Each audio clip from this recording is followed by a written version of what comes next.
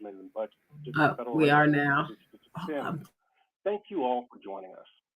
In January, the Office of the Chief Statistician of the United States took a key step forward in its formal process to revise the Office of Management and Budget's, or OMB's, statistical standards for collecting and reporting race and ethnicity data across federal agencies, what we call Statistical Policy Directive Number 15, by publishing an initial set of recommended revisions, proposed by an interagency technical working group. This town hall is simulcast on multiple channels and is being recorded.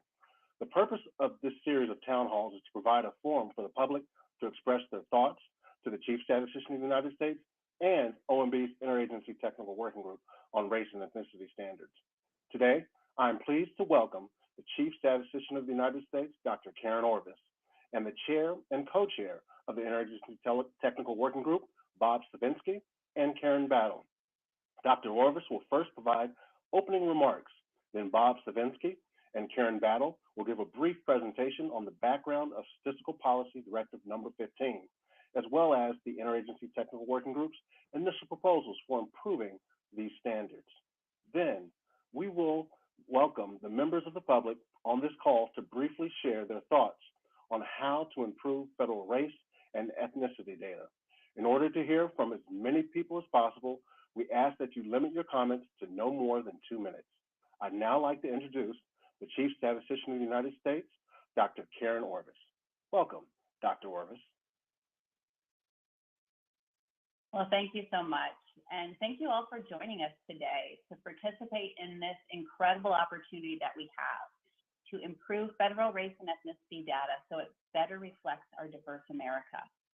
My name is Dr. Karen Orvis, and as the Chief Statistician of the United States, I coordinate the activities of the federal statistical system to ensure its accuracy, objectivity, and the relevance of federal statistics. Now, one of the ways I do this is overseeing the development and updating of government-wide statistical standards. These standards, like Statistical Policy Directive Number 15, help agencies maximize the quality and usefulness of federal data. Shortly after I took on the role of Chief Statistician of the United States, I made updating OMB's race and ethnicity standards a top priority. These standards affect nearly every federal form and survey that collects race and ethnicity data, and they shape the way we describe our population and analyze programs to understand how well the federal government is serving the American people. This will be the first update in over 25 years. So this is our chance to think about how things have changed over time and what we've learned about collecting and using race and ethnicity data since then. The standards will be updated using a robust, long-established process that includes a technical review by interagency experts and meaningful input from the public. This process began last summer when I stood up an interagency technical working group to review the current statistical standards. The working group is made up of federal government career staff who represent more than 20 agencies that collect and use race and ethnicity data. I charged them with developing recommendations for improving the quality and the usefulness of this data. Now, they recently delivered a set of initial proposals for public feedback, which were released in the Federal Register on January 26th. It's really important to remember that these recommendations are preliminary, not final, and they do not represent the final positions of OMB or the agencies participating on the working group. At this stage, the working group needs input and perspectives from the public, data users, and communities that are affected by the standards. We want to listen to you and we want to hear your perspective. Your input is going to be very important to the working group as they conduct additional research and outreach, and they develop their final recommendations for OMB. And there are several different ways in which you can provide feedback. First, we hope that you'll provide your personal thoughts and reactions to these proposals, including how you believe they may affect different communities, by providing written comments through the Federal Register. And the deadline to provide your written comments is April 12th, 2023. Second, we're hosting 3 of these virtual town halls this week to hear directly from the public, and this is the second one. These town halls are going to enable you to share your thoughts, but also to be able to hear what other members of the public have to say. And third, the working group is continuing to host virtual bi-monthly listening sessions where members of the public can deliver short presentations directly to the working group. These listening sessions are going to continue while the working group conducts additional research and they're developing their final recommendations, but they are filling up fast. You can use the working group's website, scd15revision.gov, to learn more about the ways in which you can participate in this process. You can also use it to read the full Federal Register notice, as well as learn more about the OMB's race and ethnicity standards. You can learn more about my office, the Office of the Chief Statistician of the United States, as well as the working group. We are committed to a full, transparent revision process, guided by input by the American people. We plan to complete these important revisions by summer 2024. Your participation in this process is really important. It is going to help us improve the way federal agencies safely and accurately collect and use information on the race and ethnicity of our diverse America. So please help us get it right. I want to thank everybody who's joined us today for the town hall, and I'm really looking forward to hearing your thoughts and perspectives. Here with me is Bob Savinsky, the chair, and Karen Battle, the co-chair of the Interagency Technical Working Group on the Race and Ethnicity Standards. They're going to give you some background on the statistical standards and on the working group's initial proposals before we open the floor to all of you. Again, thank you for joining us. And with that, I'm going to turn it over to Bob Savinsky. Hello, thank you, Karen. My name is Bob Savinsky. I'm a statistician on Dr. Orvis's staff, and I'm the chair of the Interagency Technical Working Group on Race and Ethnicity Standards. As Karen just mentioned, in January, we published a set of initial proposals for improving the federal race and ethnicity standards in the Federal Register. Public comments are being accepted through the Federal Register through April 12th, 2023. Today, I'm going to give a brief history of OMB's race and ethnicity standards, and then I'll turn it over to the co-chair of the working group, Karen Battle, who will go over the details of those initial proposals for revising the standards. So the US Office of Management and Budget initially developed its race and ethnicity standards back in 1977 in cooperation with other federal agencies in order to provide consistent data on race and ethnicity throughout the federal government, including on the decennial census, household surveys, and also federal administrative forms like benefit application forms. Since 1977, the standards have been revised only one time, resulting in the 1997 standards for maintaining, collecting, and presenting federal data on race and ethnicity. These are the current standards, and if you're joining us by WebEx, you should be able to see an example of what they look like on the screen now. For data collected directly from respondents, these current standards require two separate race and ethnicity questions, with the ethnicity question asked first before the race question. For the first question, are you Hispanic or Latino? The two minimum response categories are Hispanic or Latino, which is currently defined as a person of Cuban, Mexican, Puerto Rican, South or Central American, or other Spanish culture or origin, regardless of race, or not Hispanic or Latino. For the second question, the instructions are, what is your race? Mark or select one or more. The minimum response categories are American Indian or Alaska Native, which is currently defined as a person having origins in any of the original peoples of North and South America, including Central America, and who maintains tribal affiliation or community attachment. Asian, currently defined as a person having origins in any of the original peoples of the Far East, Southeast Asia, or the Indian subcontinent, including, for example, Cambodia, China, India, Japan, Korea, Malaysia, Pakistan, the Philippine Islands, Thailand, and Vietnam. Black or African American, currently defined as a person having origins in any of the Black racial groups of Africa. Terms such as Haitian or Negro can also be used in addition to Black or African American under the current standards. Native Hawaiian or other Pacific Islander, currently defined as a person having origins in any of the original peoples of Hawaii, Guam, Samoa, or other Pacific Islands. And finally, white, currently defined as a person having origins in any of the original peoples of Europe, the Middle East, or North Africa. And as I described up in the question instructions, respondents are encouraged to select as many of these racial categories that apply to themselves in the second question. So this is what the standards look like now, and this is how race and ethnicity data have been collected in general by the federal government since 1997. Now I'm going to turn it over to Karen Battle so we can take a look at the initial proposals from our interagency technical working group on how we think we could improve the standards. Karen? Hello, everyone. My name is Karen Battle, and I'm the Chief of the Population Division at the US Census Bureau, and I am the co-chair of the Interagency Technical Working Group. As Dr. Orvis and Bob said, on January 26, OMB released a Federal Register notice with the initial proposals from the working group for improving the current race and ethnicity standards. The Federal Register notice requests comments on these initial proposals, and responses to this notice will help the working group develop their final recommendations to OMB. The responses will also be read by the Office of the Chief Statistician of the United States and will help OMB make final decisions on how to best update the standards. The public has through April 12th to submit comments to the Federal Register notice. So the comments we get on these proposals are extremely important.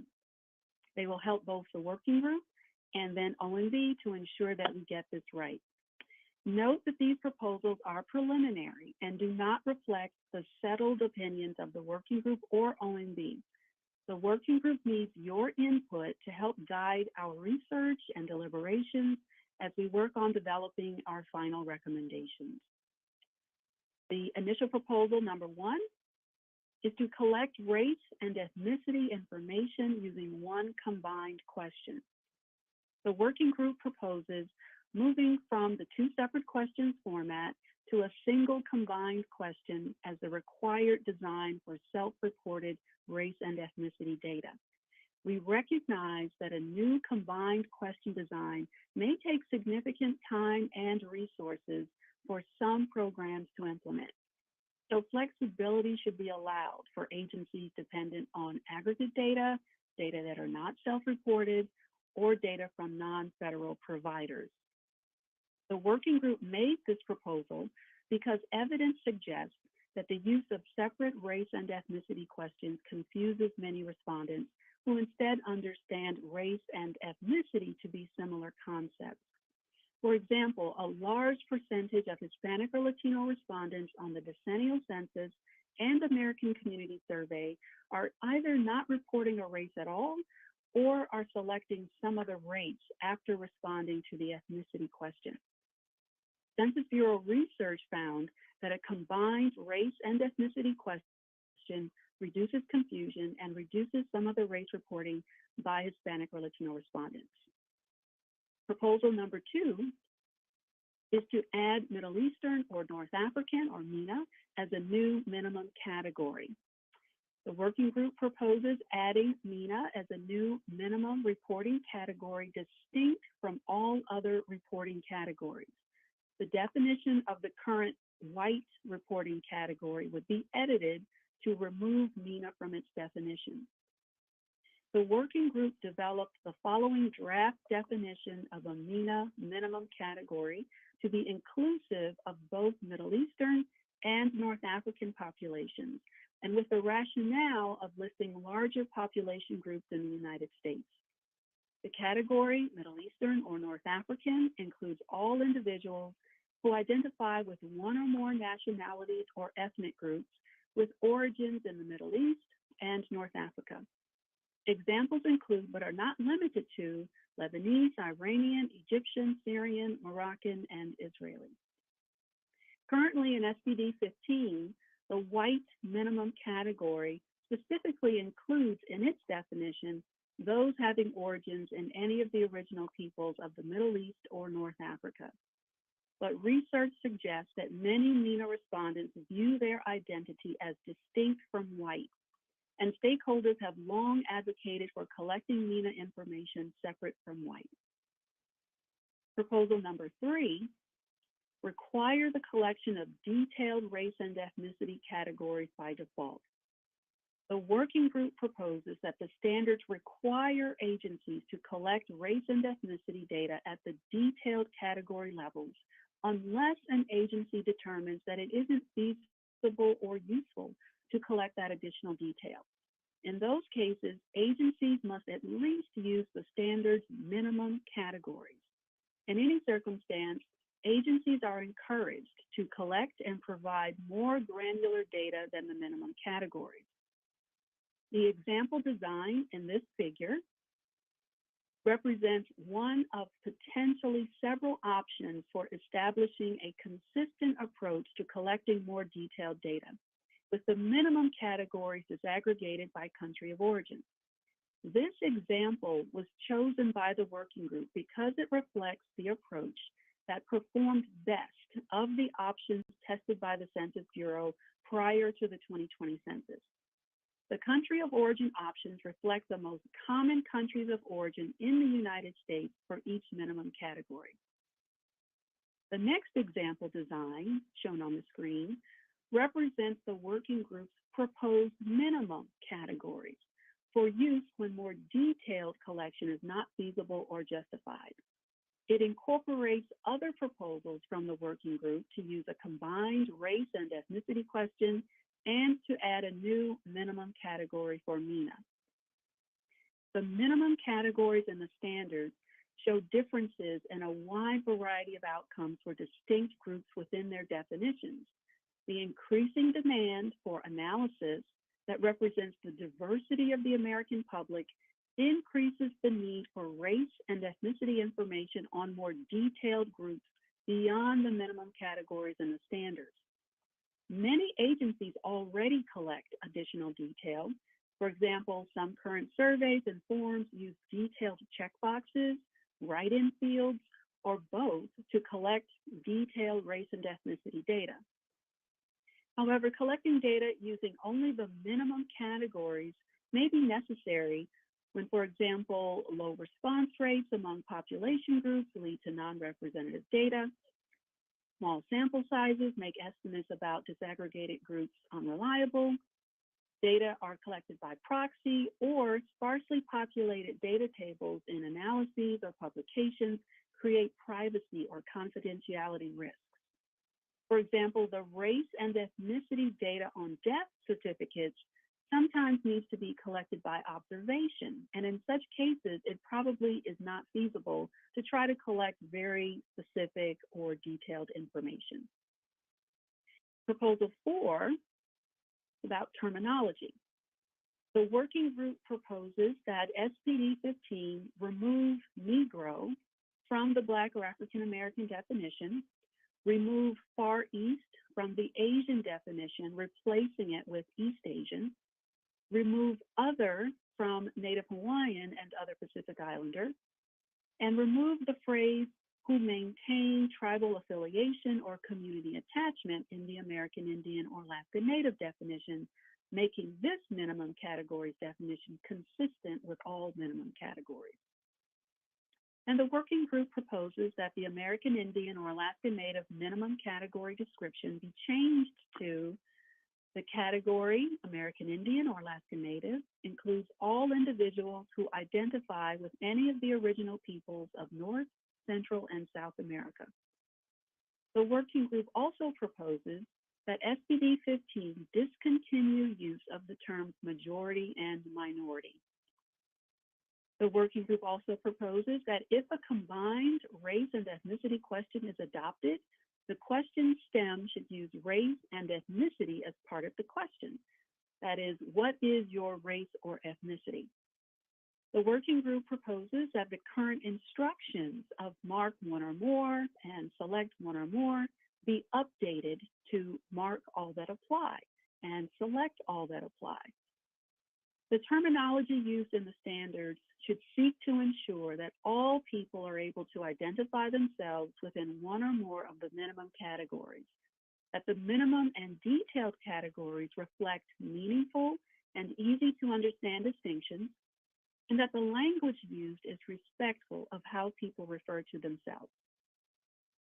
Proposal 5 focuses on implementation guidance. The working group proposes that the standards for question design be accompanied by guidance for agencies, and that those related documents be placed online in a central location. They specify the need for guidance on an implementation timeline for when agencies must meet the new standards. This is a statistical method to connect data collected under the current standards with data collected under revised standards. This will be important as some data sets will be able to transition more quickly than others and in order to preserve trend data. Procedures for collecting, processing, and reporting detailed racial and ethnic categories. Approaches for collecting race and ethnicity information when self-identification is not possible.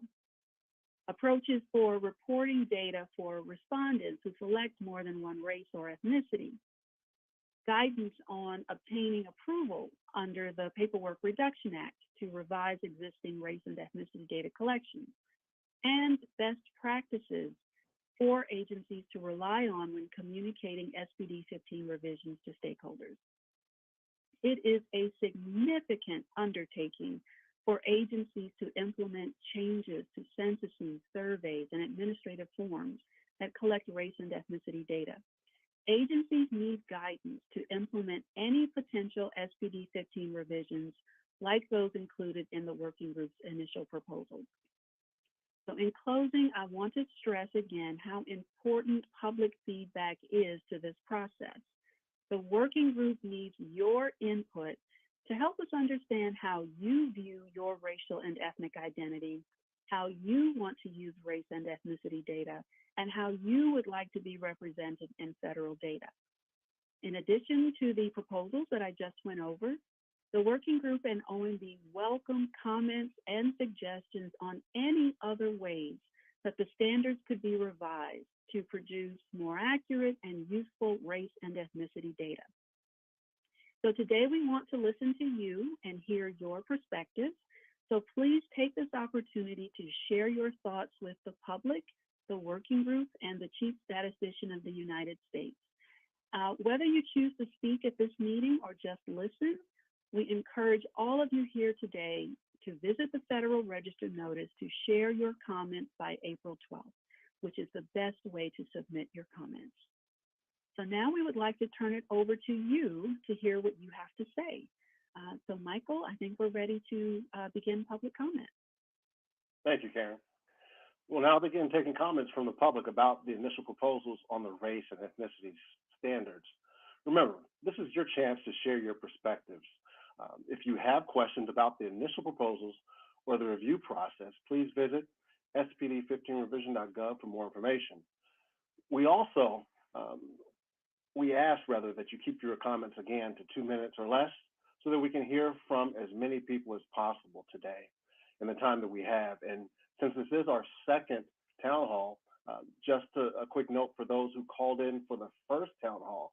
If you called in for the first town hall and made a comment, there's no need to call back into this town hall to make the same comment. We did hear you and document that comment.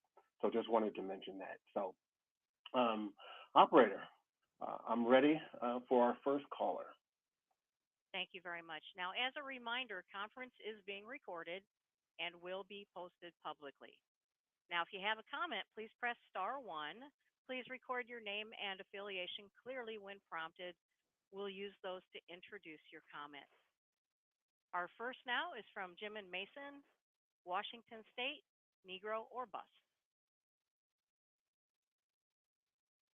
Jim and Mason, Washington State. Can I be heard? Yes, sir. Okay. Thank you very much. First and foremost, I would like to thank the OMB for giving me this opportunity to speak in the voice of our ancestors, those who sang Negro spirituals.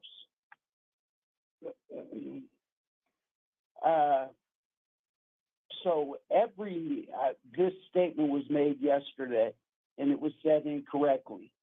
Every Negro can be a Black American, freedman, FBA, ADOS, but not all of those alphabet soups can be a Negro. That goes through our timeless time on as Negroes being here documented, the Negro Leagues, and all of the recordings that we have had up until this date. The Negro people actually were stolen from Negro land, which was a part of West Africa.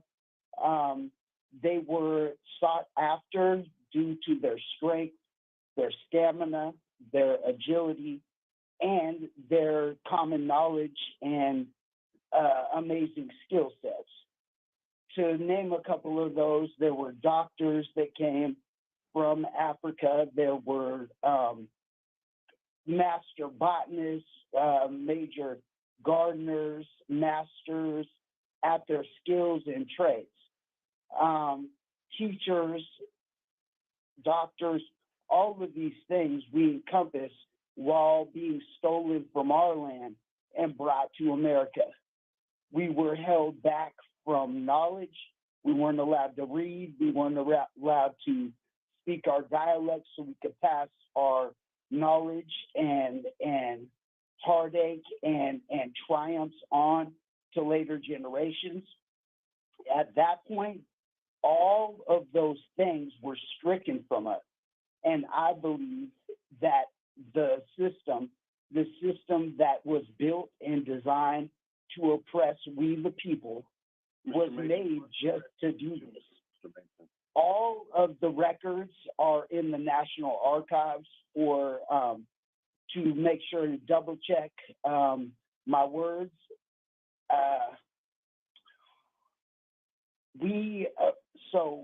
Mr. Mason, excuse me. Sorry, so sorry. We're at 2 minutes. You're at your 2-minute comment mark. Okay. So lastly, I would just like to say that we were stolen from our land, taken away, and we need to be repaired under the name that was given to us originally. That is Negro. And again, Negro or bust. I yield the mic. Thank you so much. I really appreciate you taking the time to participate in today's town hall and to share your views with us. Before we do move to the next caller, I also want to share for the good of everyone, we are all taking notes as you are sharing feedback and comments with us. So if you see us kind of looking down, or it's because we're typing up some shorthanded notes as you're sharing these really important perspectives with us. Operator, we're now ready for our next caller. KD, ma'am, your line is open. Thank you for giving me the opportunity to speak in this much needed and most important hearing. I'd like to say that we would prefer to be identified as our ethnicity over race. And we who have a direct lineage to the United States of America would like to be the only people to identify as Black American. It is our ethnicity and cultural identity. We can be found listed as Black on records and other forms of documentation here in America. But to allow people from the African or any Caribbean countries who do not have a direct lineage to America, who willingly relocate to the United States of America, the ability to identify as Black American while having their own ethnicity and cultural identity is a form of genocide and cultural ethnocide. Ethnocide is the deliberate and systemic destruction of the culture of an ethnic group. In this instance, it is the ethnocide of Black Americans. Therefore, to stop the ethnocide of my lineage by allowing others the ability to identify as Black American freely, we would like to have the following changed. Black American describes a person having origins to North America who descend from a free person of color or descendant of chattel slavery in North America who were reclassified to Indian Negro, Negro, mulatto, colored, or African American. A continental African describes a person who has the origins to the African continent or migrated to America from an African country. A Caribbean American describes a person who has origins to a Caribbean country who migrated to America from a Caribbean country. We do not want to be identified as a freed or emancipated slave, as it is offensive and very disrespectful, and we do not wish to be identified as any of the online acronyms that were created 3 years ago. Thank you for allowing me to speak. Thank you very much for your comment. We appreciate you sharing your views today. Operator, ready for our next caller. April, your line is open. Thank you. Thank you. Hopefully you can hear me. First, thank you to the panel and working group for allowing this public forum and our input in both this. It's definitely appreciated and respected. Peace and power to all of those of the Black American descendant community for showing up to honor our ancestors and to be present and making sure that we are not erased as a people group in our country. For context, I am a Black American on all 8 sides. My ancestors have fought in every war of this country. We have been on this land before it was America, and we would like to be identified by our ethnicity over race. We are requesting to adjust the definition and description of what it means to check the Black or African American box. We would like to be defined as Americans. Again, we have been here before it was America. We are Americans. We are proud Americans. And we would like to be the only ones allowed to check that box.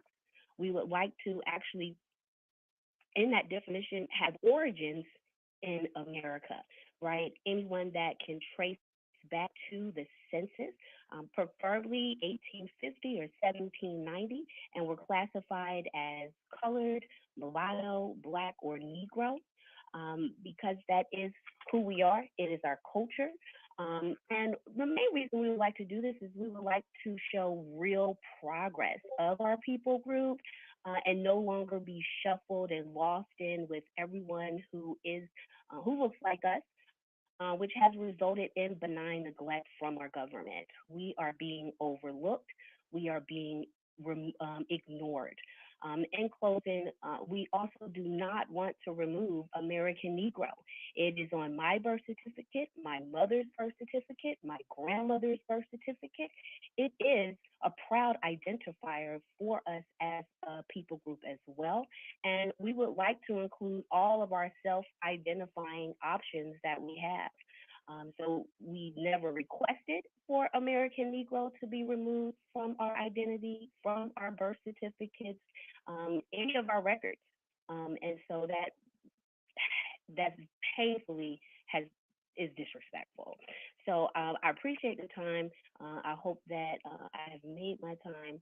And again, thank you for allowing us to actually share and express our desire to not be erased in the country that our ancestors built, our bones, skin. We're at 2 minutes. It's been this way. Thank you. Thank you for taking the time to join us today and share your thoughts with the public and the working group. We appreciate it. Operator, ready for our next caller. Nadira, you may have your comment. Hi, my name is Nadira from New Jersey Black Americans. Good afternoon, OMB committee. Thank you for allowing me to speak. I want to start by saying that I'm in favor of the initial proposal 3. This will allow me and other Black Americans to stay connected to our ancestors who were reclassified 3 times in their lifetime from mulatto, Black, and Negro. I don't want to lose my connection to my ancestors who were classified as such. I am not in support of the use of the freedmen to classify Black Americans. The freedmen and the Freedmen Bureau have caused nothing but historical damage and trauma to my ancestors. I would like to be classified as a Black American whose family has been traced back on this land to the 1850 census on all 4 sides. Thank you for allowing me to speak. Thank you very much. Really appreciate you joining us today and your perspective. Operator, we'll take our next caller. Mel Smith. Hi. I don't know if you guys can hear me. Actually, We can. Okay, great. Thank you guys for this opportunity. And after listening, I don't feel as though I have any more to add as a Black American. The second caller said it best. We are a distinct ethnic group. Where my family is complete. No one has ever been issued a passport in my family to come to this country. We have our own distinct ethnic group, our own distinct practices within that ethnic group, our own category of food. And I just feel like it's extremely disrespectful, insulting, and honestly hurts my feelings to see that this is the trajectory that this is taking now. No one was confused and no one wanted to lump us all together when we were experiencing racial discrimination actively in this country, overt racism. I feel like to try to obscure our ethnicity and bundle it in with that of other people just because what we all dark, I feel like that's unnecessary and actually sets us back. And it doesn't do anything to help us specifically as an ethnic group when we do realize that usually when people are talking about us in the media or whatever, they are referencing our ethnic group as well as our race. But like I said, I don't think I have anything else to offer. The people before me said it brilliantly. Just thank y'all for taking the opportunity to listen to us. Well, thank you for joining us and joining in the conversation. Appreciate it. Yes, sir. Have a great day. Operator, we'll take our next caller. Frida Holmes. Yes, hi. Can you hear me? We can, Frida. Yes, thank you. My name is Frida Holmes, and I'm from New York City. I'm originally from the DMV area. I claim the name ADOS, American Descendant of Slavery. This is the only identity I'm most familiar, though we have similarities to the African and the Caribbean, except our lineage is different. Our horror stories is different.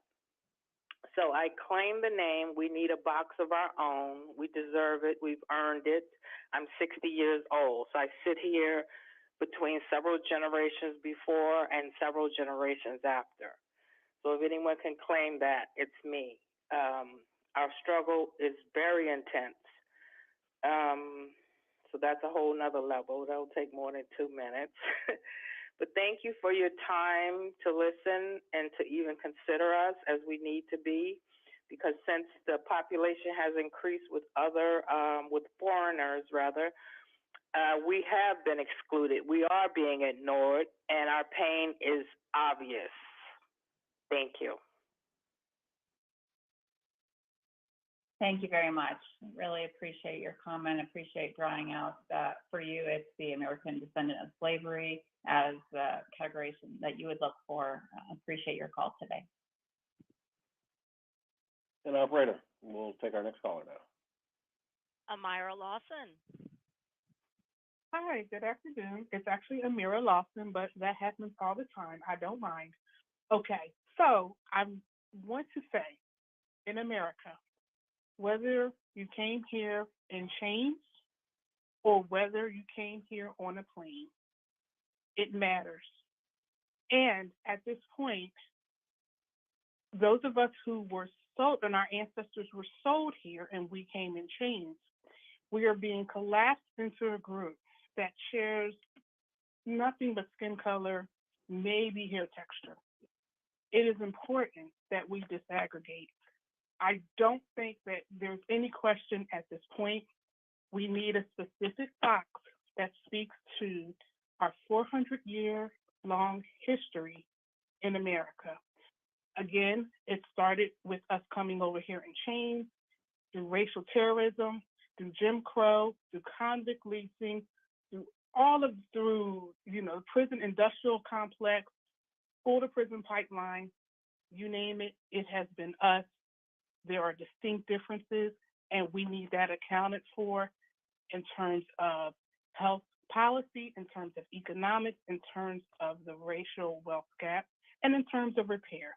And that's all I have to say. Please disaggregate the data and give us our specific call out so that we can understand if we've progressed or if we haven't.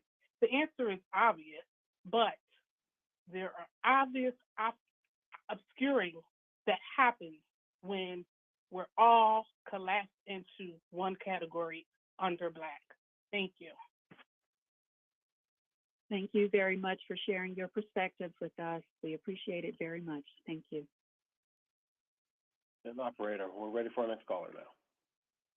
Adriana Halton. Can you all hear me? We Yes. can, Adriana. Yes. Hello, I'm Adriana Halton, and I'm an American descendant of slavery. James K. Vardaman, the former governor of Mississippi, stated, and I quote, "If necessary, every Negro in the state will be lynched." Not allowing us, the American descendants of slavery, to identify ourselves with a name that anchors and highlights our history, contributions, and detriment is an execution of that promise. In 1865, the Freedmen's Bureau was created as a means to address the needs of our newly freed ancestors. Unfortunately, due to its time period and the ever-so-present laws that worked unfalteringly to counter any progress made by the Negro, the Bureau was dissolved in 1872. Thus, never being able to take into account Jim Crow, mass incarceration, redlining, convict leasing, and many other iniquities.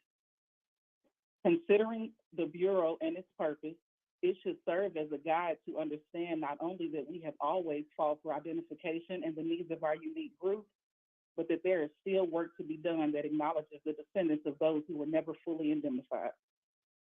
Should there be the consideration for an umbrella term, it should be American descendants of slavery, as it clearly acknowledges those who descend from the harms of the institution, whether in 1865 or 2023. In the words of the great Medgar Evers, the Negro has been here in America since 1619, a total of 344 years. He is not going anywhere else. This country is his home. He wants to do his part to help make his city, state, and nation a better place for everyone, regardless of color and race. Again, I would like to respectfully request the Office of Management and Budget to consider the designation of American descendants of slavery. Thank you all for your time.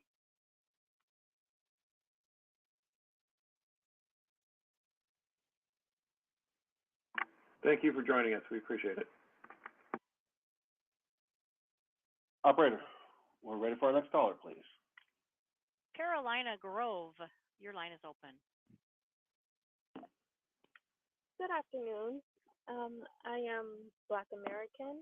I identify as a Black American, and I think it's crucial for us to continue to be called Black American and not anything else. Since before the birth of this country, that is what we have been called, and the term African American causes unnecessary confusion.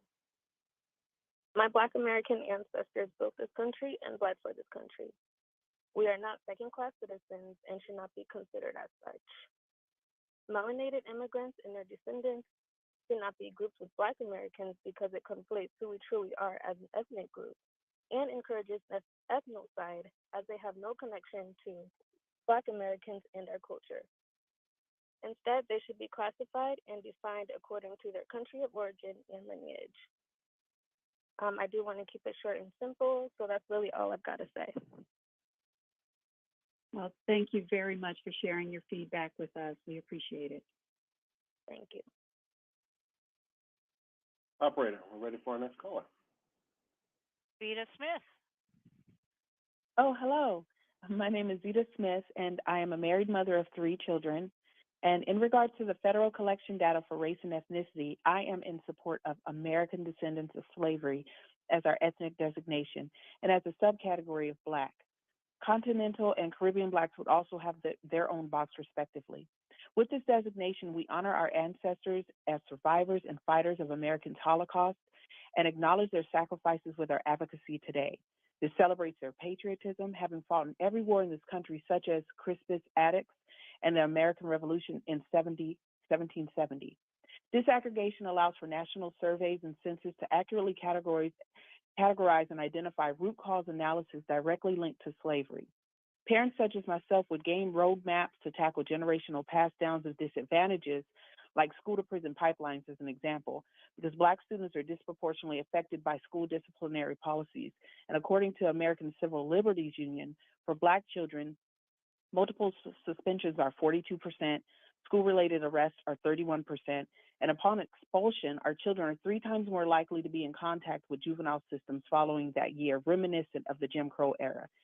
Disaggregated data collection helps pinpoint the inherited PTSD, abuse, neglect, health disparity, and poverty we can create. With this, we can create laser-focused repair. To address the term freedman, it is a gender-biased term that refers to a free Black male. Similar to Blacks who, by choice, migrated here from other countries, they did so as free Black persons.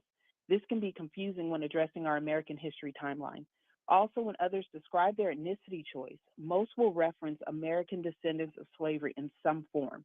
This is because descendants of slavery is the unique and most important identifier when giving account to the origin of our American history. By choosing American descendants of slavery, our children have pride in identifying as American descendants of heroes. I thank you. Well, thank you very much, Vida, and I want to acknowledge your helpful comment as well as the comments that we've heard so far. This very concern and topic area is one within the Federal Register notice that we specifically asked for public comments on. So appreciate hearing them here and also encourage folks to share that in written comments as well. Thank you. And operator, we're ready for our next caller. Aquaman Johnson Kellogg, US Army. Thank you. Can you hear me? We can. We can. Yes. Okay. Thank you for, good afternoon, and thank you for giving me a chance to make my comment. I would like to claim my birth rights, my citizen status, my human rights in the United States of America. The ethnicity race American Negro / Negro America. That is my ethnicity race. My birth certificate, my mother's U.S. Census report, my grandfather's U.S. Census, and my great-grandfather U.S. Census report states clearly their race ethnicity is Negro. Any classification on the OMB or other documents in the United States of America is paper genocide and is grounds for a tort claim, as stated by the Special Field Order 15. I am honoring the voice of my ancestors and those that lived before me and the future generation. What has taken place in this country to reclassify us as Black American, African American, ADOS, freedmen is a genocide, and it needs to end.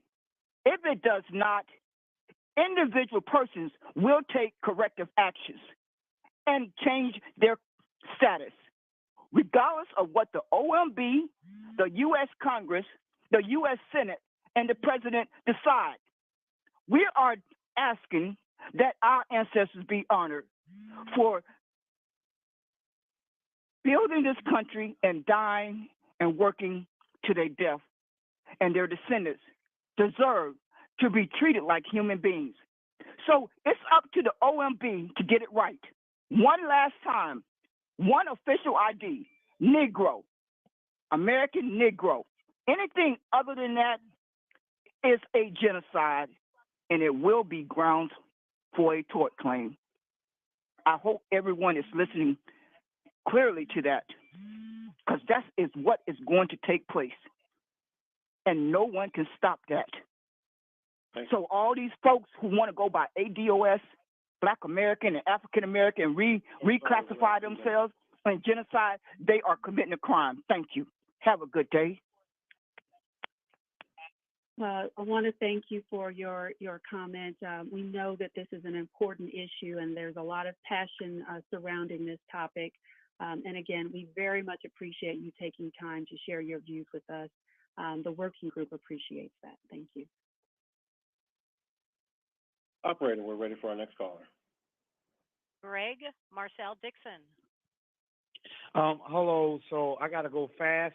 First of all, I've heard a lot of lies, and hopefully y'all realize they're lies.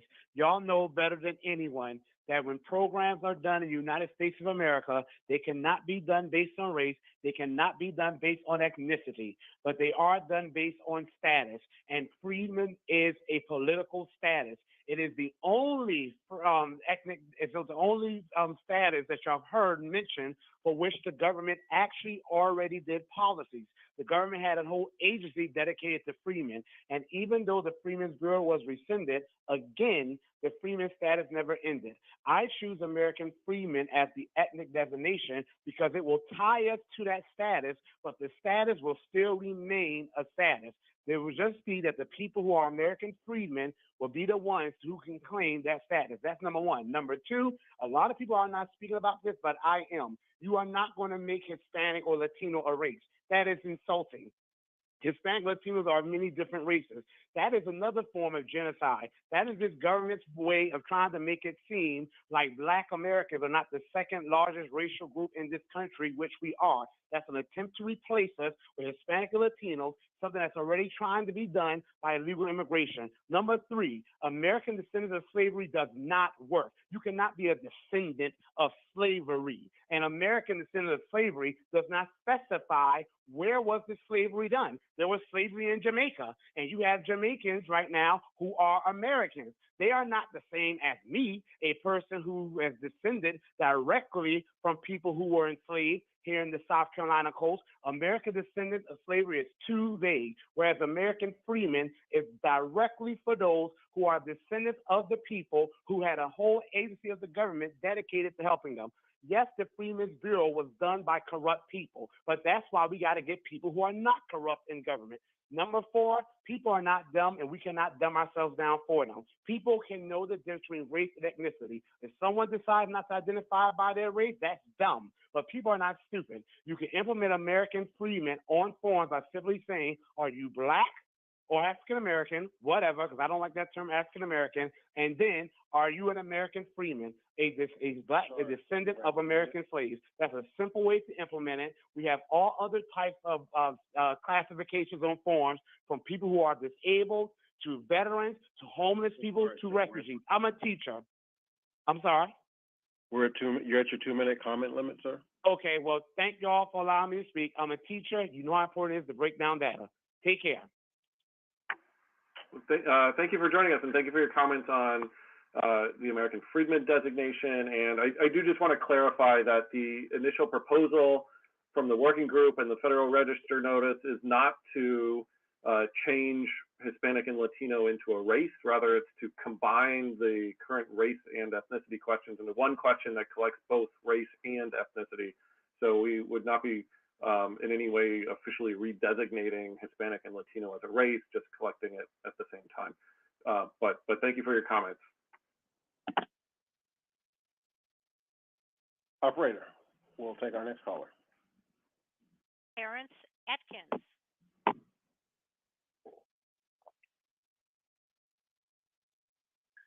Terrence Atkins. Hello, can you hear me? Yes, I can. Can you hear me? Okay. Thank you. My name is Terrence Atkins. Statistical information collected on African Americans does not accurately depict the demographics of Black Americans today. Due to varying ethnicities from the continent and the diaspora being all grouped into the same category, descendants of slavery have been marginalized in their own racial category. The need for separate ethnicity under the Black/African American category is needed to distinguish those who descend from the institution of slavery on these shores. The designation of American descendants of slavery is the only clear choice for this specific group. American descendants of slavery can be found at the bottom of pretty much every measurable metric in America, but the data is cloudy, and there needs to be there's a need for clear measurement of what America has done to American descendants of slavery. Even though there has been pushback, the cord that binds is the fact that we descend from slavery. We can still identify as Black or African American, but with the additional caveat of lineage that anchors us to the country our ancestors built. Thank you. Thank you very much, Terrence, for your comment. And operator, we'll take our next caller. Frederick Smith. I believe that's Cedric Smith. Yes. Okay, thank you. Good day. My name is Cedric Smith. I am a 20-year military veteran, currently working defense contracts. My recommendation under the racial category of Black is American descendants of slavery, with other categories such as Nigerian American, Ghanaian American, Jamaican American, etc. Respondents should have the opportunity to select American descendants of slavery to differentiate all those that identify as Black and focus on lineage, not just race. As you know, since Black is not desegregated, it is extremely difficult to address the specific needs of American descendants of slavery lineage. Furthermore, American descendants of slavery makes sense. American defines our citizenship and place of our unique origin. Descendants explains our ancestors, who we come from, their hardships, struggles, and accomplishments we are forever connected to. Slavery is what birthed the adversity, rigor, and tribulation that we still face today. With the data desegregated, we become more precise, and we can tackle and overcome obstacles while pursuing happiness as a Declaration of Independent States, as well as utilizing accurate and specific data that will assist in establishing policy that specifically impacts us. Thank you for providing this opportunity for my voice to be heard. Thank you and have a blessed day. Cedric, really appreciate you sharing your perspectives today, and thank you for your military service as well. And operator, we'll take our next caller now. Pamela Graham. Hello? Hi. Hi, my name is Pamela Graham, and I would like to say lineage matters. My group, African American or Black American, we need a specific ethnicity based on our lineage and not our skin color. If we can identify with the legacy of slavery, then it will be easier for us to fight for federal reparations. It becomes clear. American descendants of slavery is easier to understand. ADOS is the clearest representation for us. American descendants of slavery identifies where we are with American, who we are with descendant, and what makes us unique with slavery. When we claim American descendants of slavery, we take ownership in our country, history, and identity. My public desire for the OMB is to use American descendant of slavery as our new ethnicity. Godspeed. And I believe this is how OMB can improve and get it right. Our designation must be ADOS, which means American Descendants of Slavery. And we need ADOS ASAP. Lineage matters. Thank you for allowing me to address OMB. I appreciate the opportunity. And I just want to let OMB know my thoughts and my recommendation. Thank you, Pamela, for coming in and sharing your thoughts with us. We appreciate it. Okay, thank you. Operator, we'll take our next caller. Edward Shada III. Hi, that's Edward Shada III. Can you hear me? Yes, we can hear you. Okay. My name is Edward Shada III, and I'm here today in support of SPD 15 for revising the OMB federal standards on race and ethnicity data. Specifically, I'm here in support of applying American descendants of slavery as an ethnic designated for non-immigrant Black Americans while maintaining the OMB's federal overarching Black racial designation. Over the centuries, what has defined our ethnic group is our unique lineal tie to America's institution of slavery. The addition of ADOS as an ethnic designator will cleanly and holistically delineate our group from America's growing Black immigrant population. Furthermore, it establishes a marker that can be used to show the systemic and generational ramification of U.S. chattel slavery that has uniquely impacted our community.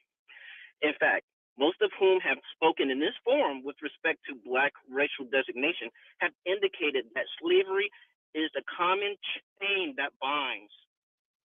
I do not recommend using freeman as an ethnic designator for non-immigrant Black Americans for the following reasons.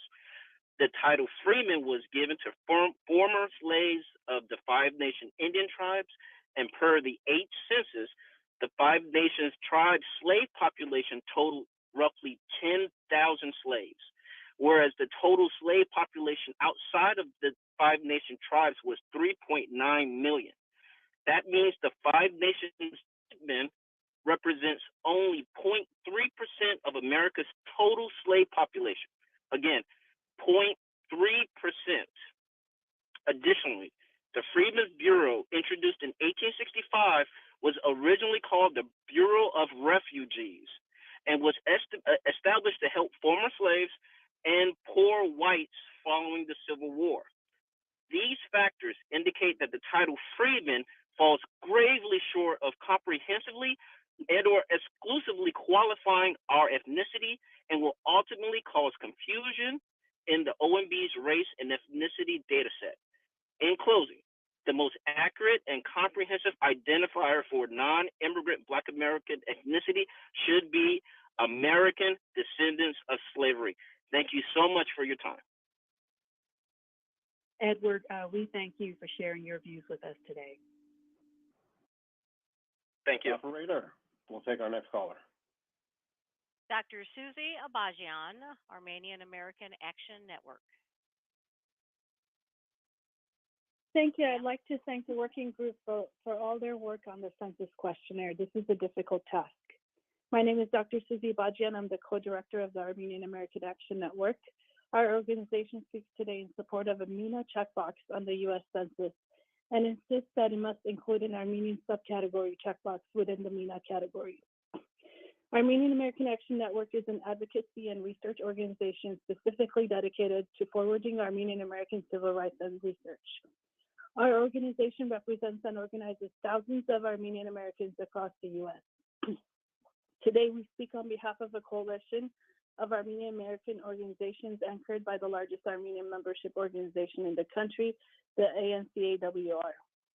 The Armenian American community is made up of immigrants, refugees, English language learners who are racialized in the U.S. like other MENA groups and face legal, educational, workplace, and linguistic marginalization.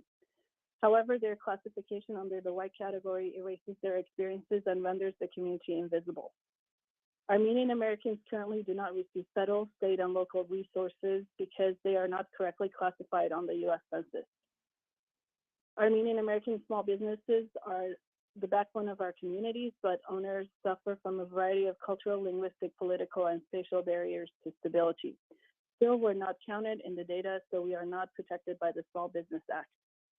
SPD 15 excludes Armenian and all MENA communities, so we do not receive equitable protection of voting rights. For example, LA was recently split into multiple districts that cut through Armenian communities. Armenian voting protections were not considered. Armenian Americans have been considered as MENA people by the OMB and were the second largest group of MENA respondents on the opt-in ancestry question in the 2000 census. So please include an Armenian checkbox under MENA. Thank you very much. Thank you for your comment today. And certainly I know Bob and Karen will be sharing back that information with the working group for their discussion and final recommendations. Thank you. Operator, we're ready for our next caller. Destiny, your line is open. Hello, yes. Can you hear me? Can I be heard? Yes, you can be heard. Thank you. You're welcome. All righty. I would like to say I'm a Black American who traces their lineage past the 1865 census, who is also a part of the stock of the 1619 beginning of the new nation. It is very good that we are doing this at this time because being from the stock of 1619, we never got a chance to identify ourselves personally. So I would like to extend that gratitude once again. We Black Americans are more than American than anyone. We are as American as racism and apple pie. We are a culture that aided America's innovations, and we need to be our own people. We cannot be one flat blackness because we have different morals, different standards compared to persons that might be in coming from third world countries. And this will help delineate who is doing crimes, who is taking benefits that shouldn't be taking benefits if it's not for your lineage, because it's a lot of scamming going on. And I oppose Freeman or ADOS being my lineage name. I do not wish to be, I wish not to be called a formerly enslaved person, either by Freeman standards or by ADOS standards. I feel like it's a little bit misinformation, because all Black people were not descendants of slaves. Some Black people were free people of color, and some people are from the soil, blood and soil. So I wish we can find another identifier that. I'm so sorry, your 2 minutes is up. Thank you. And I too sing America. I am the darker brother. I sit here with Langston Hughes. So just let you know that we are American and we need to be treated with respect. Thank you. Well, we thank you for participating in the town hall today. And operator, we're ready for our next caller. Hee Woody, your line is open, ma'am. Thank you. Can you hear me? We can. Okay. Black Americans have been declassified and reclassified 6 times. I am a Black American that has lineage to North America pre the transatlantic slave trade. My ancestor, Melissa May, was stripped of her indigenous identity at the age of 2 on the 1860s free inhabitant census records, classified as white. On the 1880s census, classified as Black, 1900s Black, 1910s mulatto, 1920s mulatto, 1930s Negro. Today, as her descendant, I am classified as African American, and this constant reclassification is to keep us confused and disconnected to our ancestral identity. I strongly recommend that we do not take on another classification. Black American is most fitting, being we have a vast heritage under this ethnic identity. We are known around the world as Black Americans, and it is imperative that everyone else who is racially Black to not be able to ethnocide us through identity theft per the U.S. government, allowing them to check the Black/African American box. They must identify themselves through their ethnicity, and also we must retire the African American identity for us, because not all of us came from the transatlantic slave trade. Thank you. Thank you for calling in today and joining the conversation. We appreciate it. Operator, we're ready for our next caller. Audrine Nazarian, your line is open. Thank you very much. I want to say thank you to the OMB and to this panel for the opportunity to be heard. My name is Audrine Nazarian, calling in from California, where I just completed serving 10 years in the state's lower house. First of all, I wanted to say that I very much agree with a previous caller, Dr. Susie Abajian, who spoke very well on the MENA-related issues. And I'm also calling in to lend my voice in support to the inclusion of the Middle Eastern and North African category as a checkbox on the United States Census questionnaire. And also to insist that we also include a subcategory checkbox on Armenians. The Armenian American community currently lacks a meaningful federal data as a group, while being one of the largest and most impacted groups in MENA, and that's according to OMB's data. this has led to severe impacts on the representation, quality of life, and rights of Armenians in the United States as a whole, and also within various jurisdictions, whether it be at the state or local jurisdictions. I personally saw the impact of this firsthand in California in both the state level as well as in local government decision making, and the distribution of resources, and also in the most recent redistricting process at the state and city of Los Angeles levels. So I'd like to just close out by saying, emphasizing two main points. One, Armenian Americans are among the top 3 largest MENA communities in population size and need to have a checkbox to better reflect their presence. And 2, Armenians are a transnational group in the MENA region, and like other populations, must be counted as a transnational group. So with that, I thank you for your time and the opportunity to be heard. Thank you very much.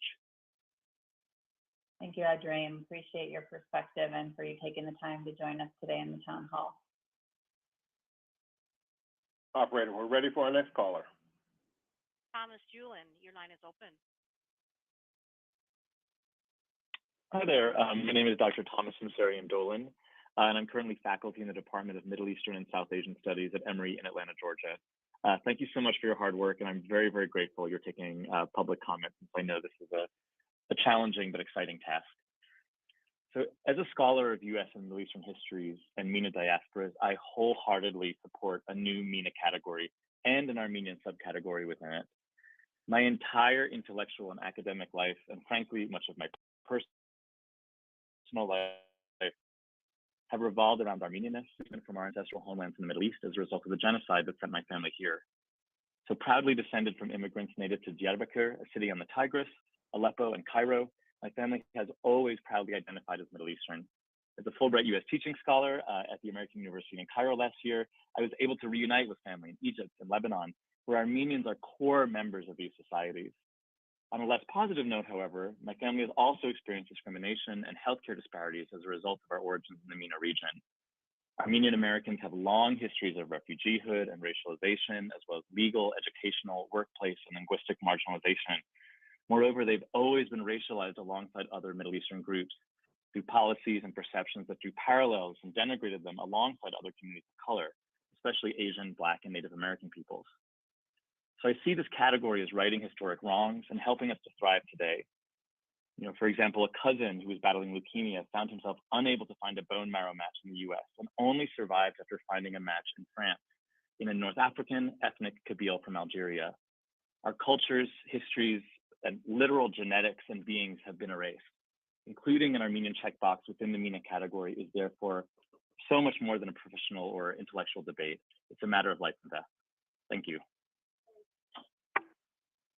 Thank you, Thomas.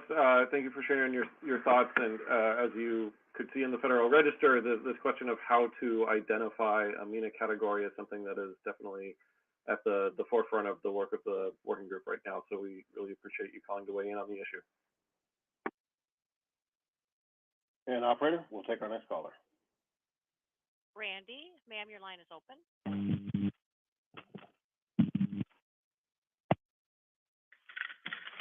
Yes, Randy, your line is open. Hello. Yes, go ahead. I like the OMB to designate a specific category for Black Americans who are descended from persons enslaved in the United States. This is a group of citizens that date back to the 1400s, before the United States became a nation. This group previously had a political name of freedmen, Negro, and also Black American. I'm calling on behalf of my Black American family, and I'm also a part of the Nevada Freedmen Association.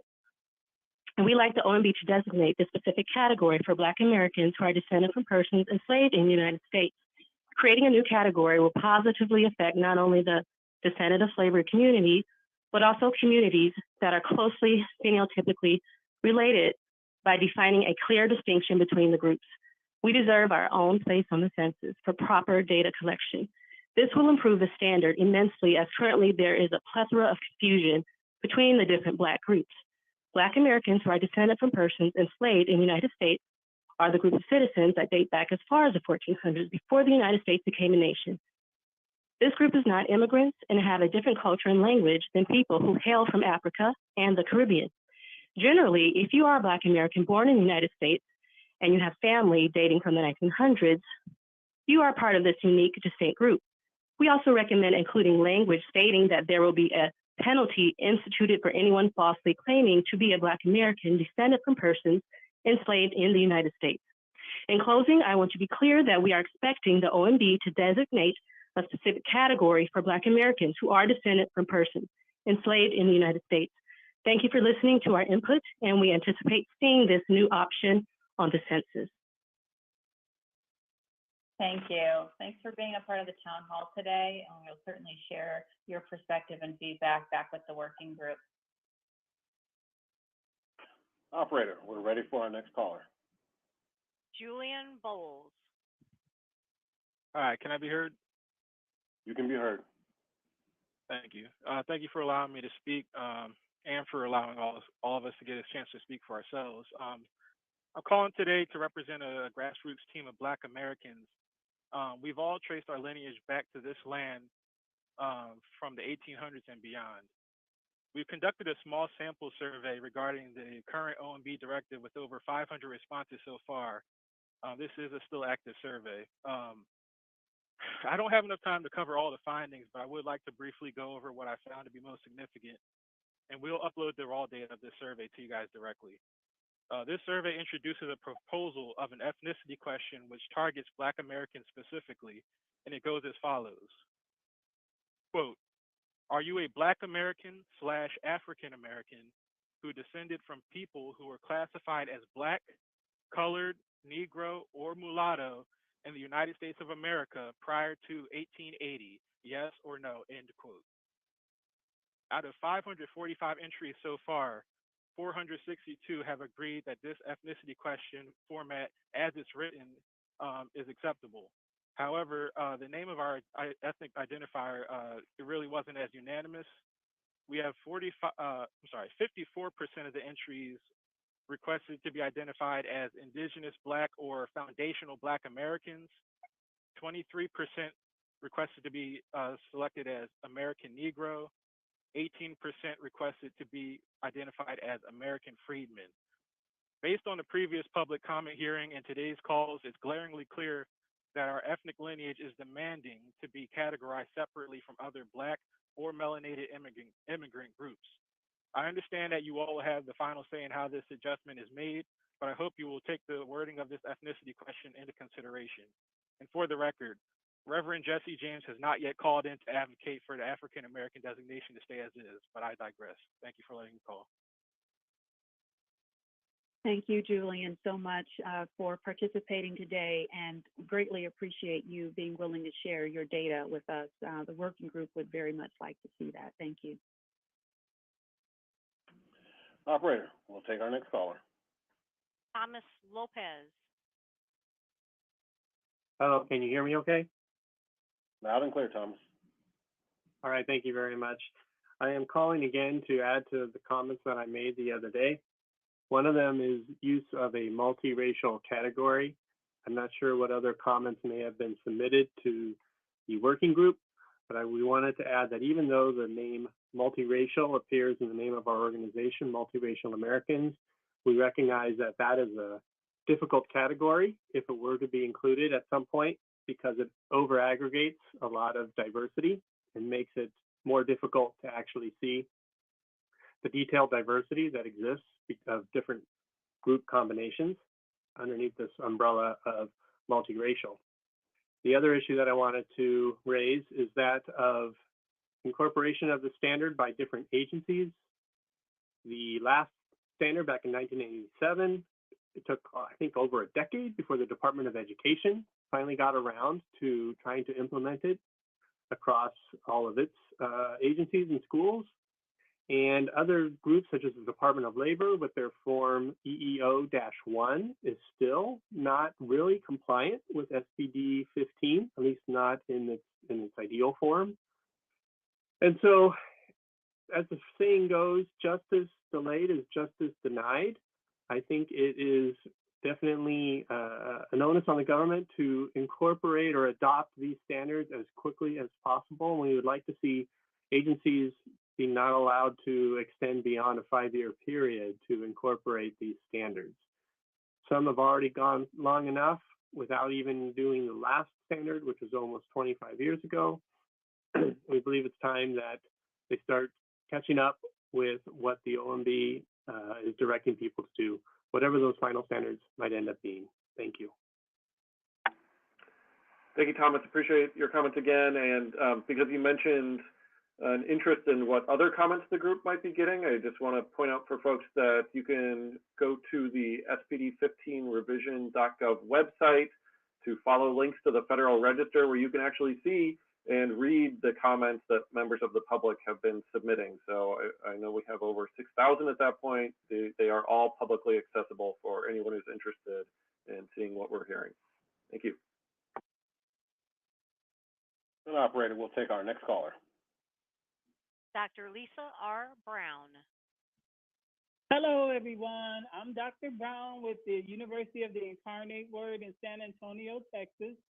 On June 17, 2021, President Biden signed the Juneteenth National Independence Day Act, creating a federal holiday to commemorate Juneteenth.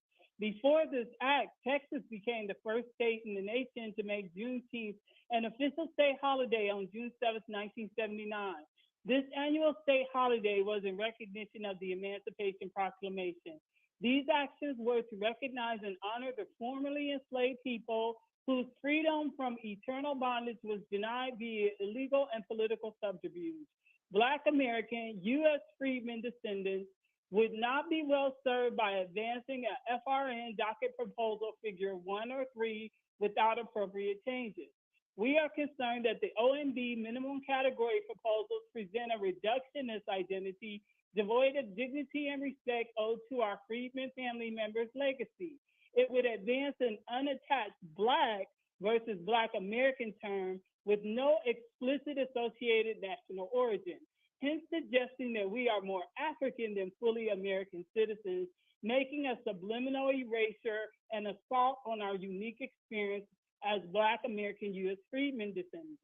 In fact, Black freedmen served with valor as formerly enslaved people in the American Civil War, such that President Lincoln stated their courage helped to secure the battle victory and preserve the Union.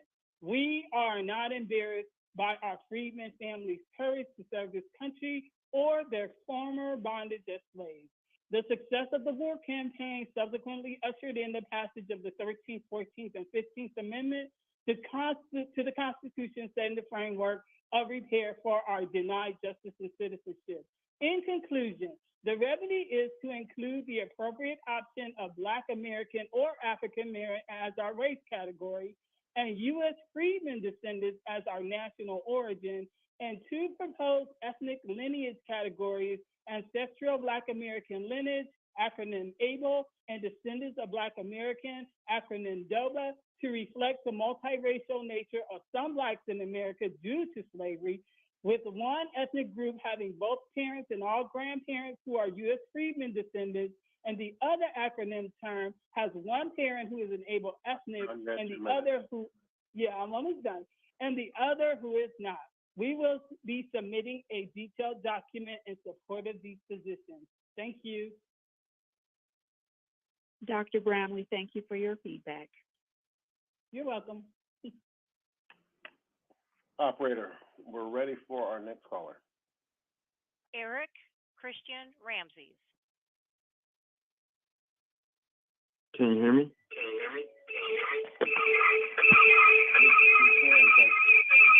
You're going to need to turn down.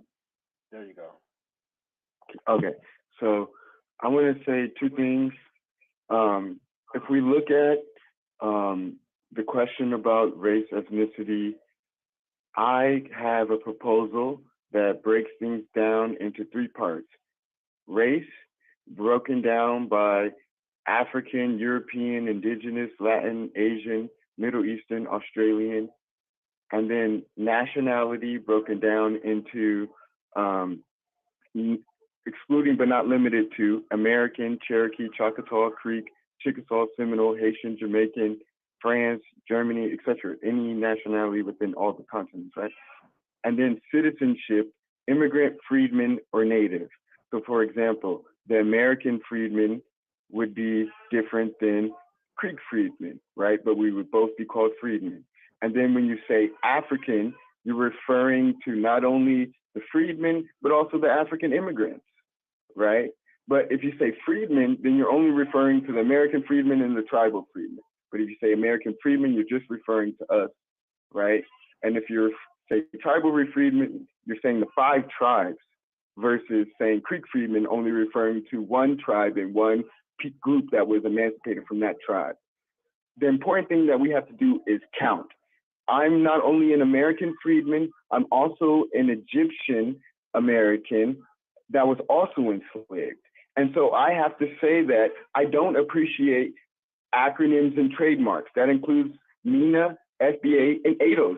I don't appreciate that MENA is trying to steal North Africa, right? But I do appreciate that they want their own Middle Eastern category.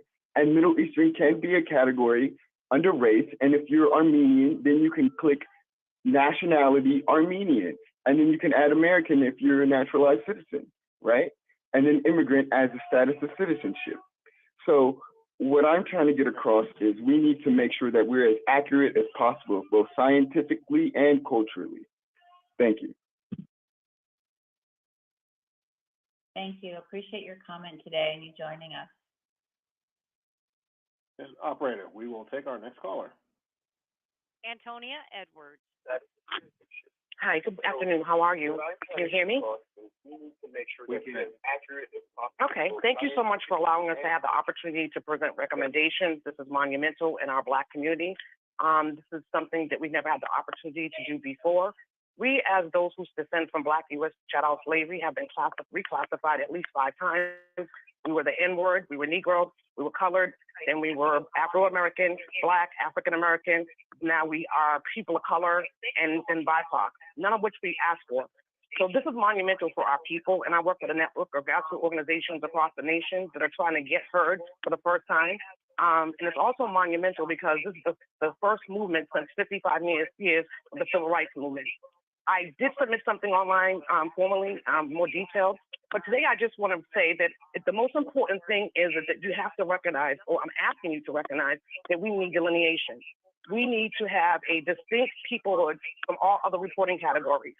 We have created a blackness in America, and those people from those Black immigrant countries do not want to even be considered Black. I've been on many listening sessions throughout the couple of states in the Northeast, more recently in Connecticut, and I had to sit on the phone and listen to people saying, I don't want to be, I don't want to check Black because I want to be treated like Black people, and that's really disheartening. My family descends from Black U.S. chattel slavery. I have records to show that my family's been here since the 1600s. My mom was an illegal child sharecropper because her parents were sharecroppers because their parents were slaves. So slavery wasn't that long ago. So I'm asking specifically for a distinct peoplehood category, not status, category of American freedmen to be designated for our people. It can be a nationality, but we need to be recognized, and we need to be able to delineate away from other Black immigrants, because basically the United States was made based on racial tendencies, on color. And so race is a discriminator as far as I'm concerned. And I also believe that we should be able to have our own category so that we can have disaggregated data to find out exactly who we have been in America and the disparities that have followed us since then. We have been here for 400 years and we have not been recognized. And it will be really disheartening, and it will be a total erasure of our culture to not recognize us like you're recognizing all other races who want to be recognized. And I thank you so much for listening, and I hope you to humbly and ask you to disaggregate the data and also delineate us from other Black races. Thank you so much. Thank you, Antonia. And before we begin taking our next callers, we're going to take a 5-minute break, but I want to let everyone know that has called in, do not hang up. Stay on the line. We want to hear from everyone. your chance to share. This is your chance to share your perspectives. So we will take a quick 5-minute break. Stay on the line, and we will be right back. Thank you.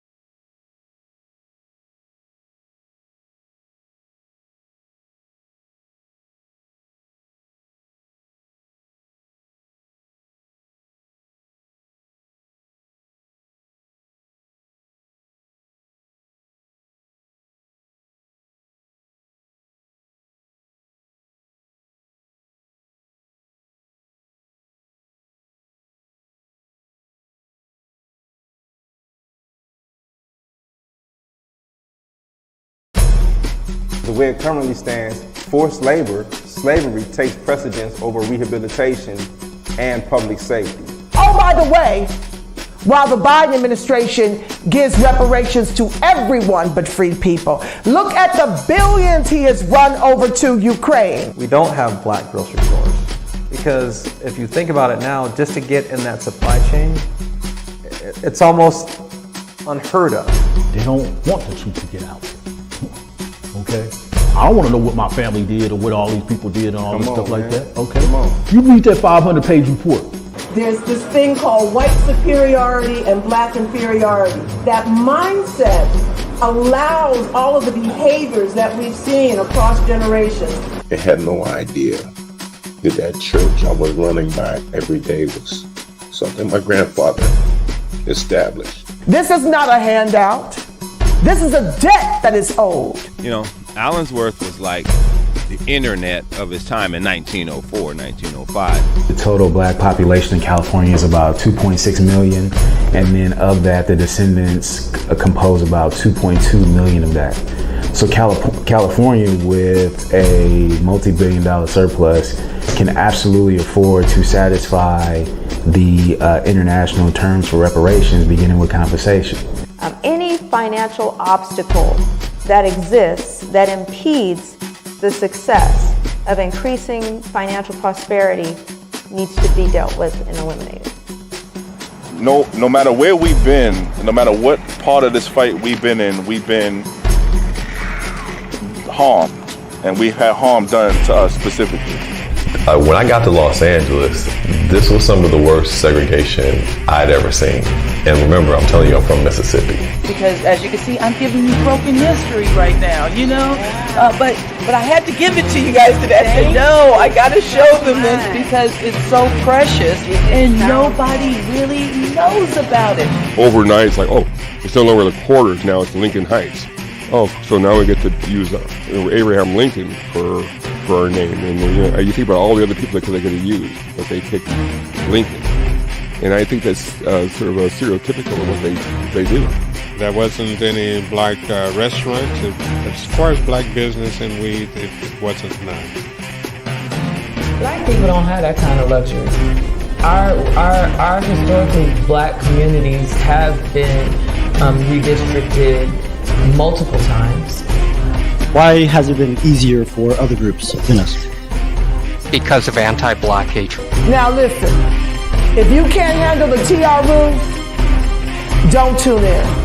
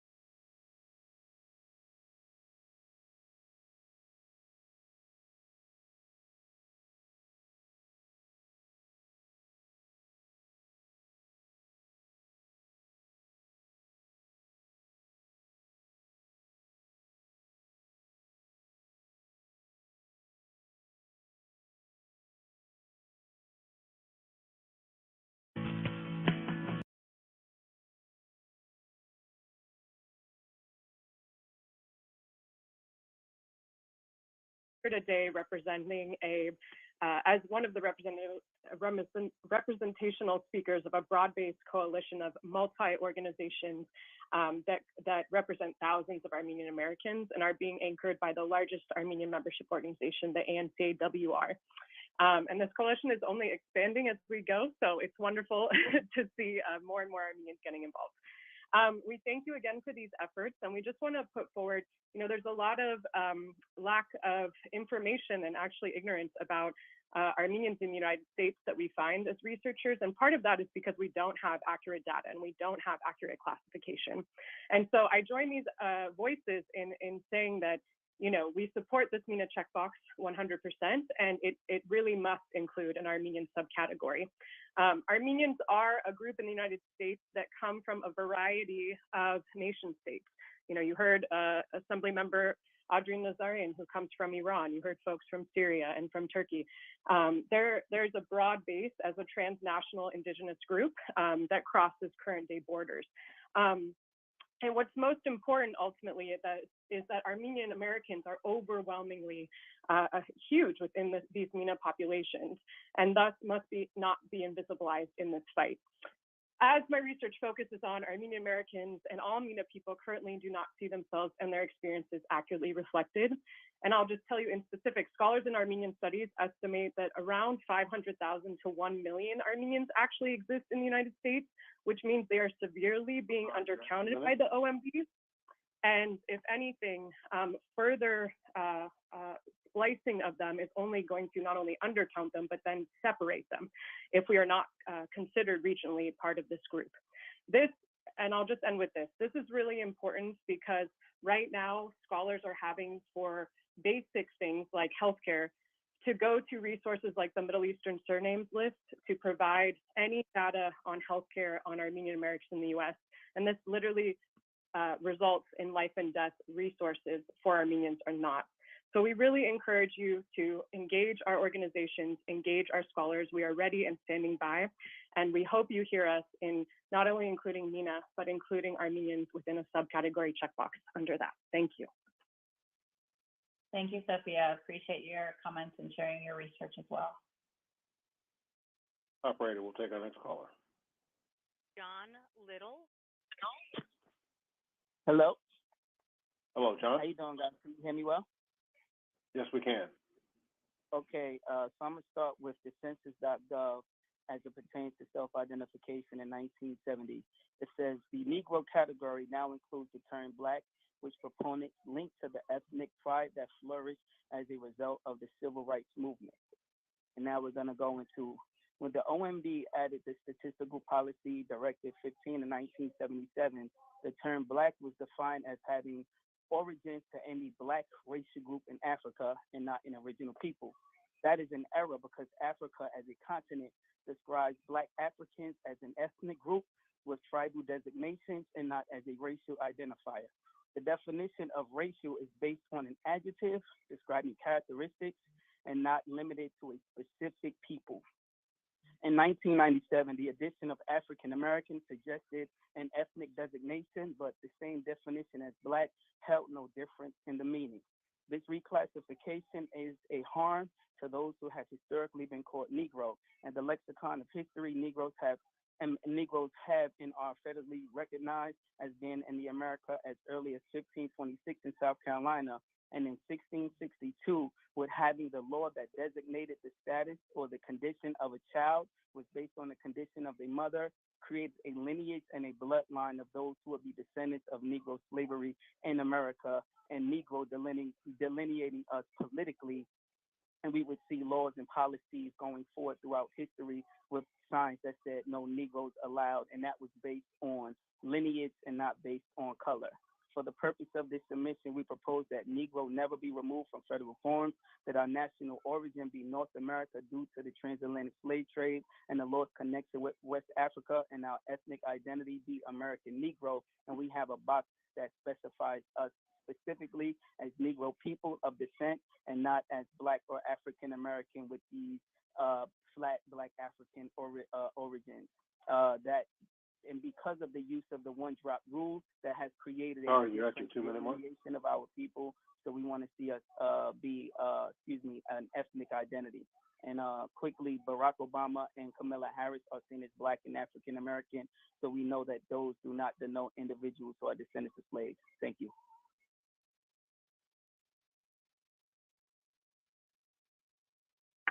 Thank you for calling in. Thank you for your time. We appreciate it. And operator, we'll take our next caller now. Thank you. Antonio Moore.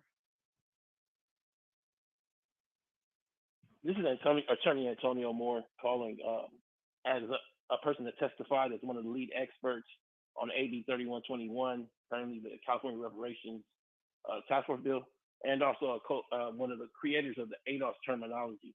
Essentially, ADOS, American Descendants of Slavery, explicitly spells out a terminology that allows people to finally be able to recognize differentiation between Black people that were descendants of slavery here in America and the newly immigrated Black populations. I recommend that the group that is deciding this read the book by Todd Hamilton, Immigration and the Remaking of Black America.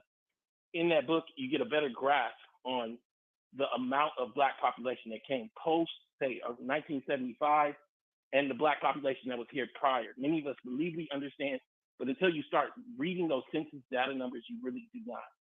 In addition, in 2016, Color of Wealth report came out that specifically showed us the consequence of not understanding the impact of not having an ADOS category. In that report, they looked at about 4 or 5 cities, specifically looking at Los Angeles. What we saw is that the African Black had $152,000 hard while having $60,000 liquid. But when we in contrast that and looked at the US Black, they had a mere $30,000 hard and $200 liquid. What we're having now is there's been an entire erasure of a population by the fact that we have not created the category American Descendants of Slavery. In addition, I think that you cannot do the MENA category or Proposal 2 without addressing American Descendants of Slavery category 4. I think that what you'll end up having is a conflict where people may fit into 2 categories at once. I just wanted to also note that American Descendants of Slavery also uniformly fits with what the current census is using for American Indians, where you have American place first, and then you have a terminology after. It is important to have uniformity because people beyond just the Black population will look to that term to define the group as well. I just wanted to lay those specifics out, and that's my time. Thank you for your comment, Antonio. Operator, we're ready for our next caller. Ernest Russell. Can you guys hear me? We can. All right. Hello, my name is Ernest Russell, and I'm calling to advocate for the establishment of an ethnic designation / category for persons who are descendants of persons formerly enslaved in America, i.e. American freedmen. While I'm a member of the Black race, I believe it is important for greater disaggregation of the Black / African American category currently used for race and ethnic standards for federal statistics and administrative reporting. I and many others, as you've heard on this call, believe it is evident that not all Black / African American groups share the same socioeconomic disparities or outcomes, and therefore we believe better collection and presentation of data is not only needed, but required. This will require delineation of the Black / African American category that is currently being used as a means of providing greater, you guys providing greater civil rights compliance reporting, equal employment reporting, administrative reporting, and federally sponsored statistical data collection where race or ethnicity is required. I am asking the Office of Management and Bureau to consider amongst its proposals the establishment of an ethnic category for descendants of American freedmen who are ultimately the progeny of persons formerly enslaved in America.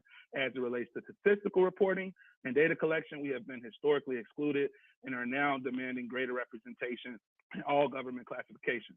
Lastly, in recent years, various data publishing agencies have indicated that the impact of COVID-19 and systemic racism has had profound effects on Black socioeconomic data. However, due to lack of disaggregation, my group is unable to truly assess or expose hidden trends within said data. With data disaggregation, we can enable the identification of our most vulnerable populations and establish the scope of the problem and make those most vulnerable communities more visible to policymakers. As data statisticians, it is your duty to ensure that we gather transparent data that can be ultimately used to create better solutions and better proposals as it relates to our federal agencies. With that being said, those are my comments. I urge you guys to consider my comments as well as the comments of other descendants in your future and final proposals. Thank you. Thank you, Ernest. So most certainly considering your comments and all the others that we've heard today, as well as through the various means. So appreciate your time. And operator, we're ready for our next caller. Tom G., Black American, your line is open. Yes, hi, thank you, good morning. I want to first off say thank you for this opportunity. Being a person born in 1969, the last time we got our ethnicity changed, we found out in a Jet magazine that my great-grandmother was reading. And I appreciate us being able to have a voice here in this determination. I am a Black American, born during the Black Power movement, born of a father who was a Black American, who was born as a mother who on the United States Census was classified as a mulatto, and her mother was classified as a mulatto. Her mother died as a Negro. She died as a Black. My father, when he passes, is saying right now that he will be African American. All these designations are lineage-based, and they all, the lineage goes back to people who are descendants from people who are chattel slavery and people of color who got reclassified as Negro, then Black, then African American, also colored, and many mulatto changed in and out. But those are lineage-based designations. I am a grandmother of 5. We homeschool, and I am not going to tell my grandchildren that they are descendants of slavery as their ethnicity. They are descendants of people who were enslaved. I will empower them.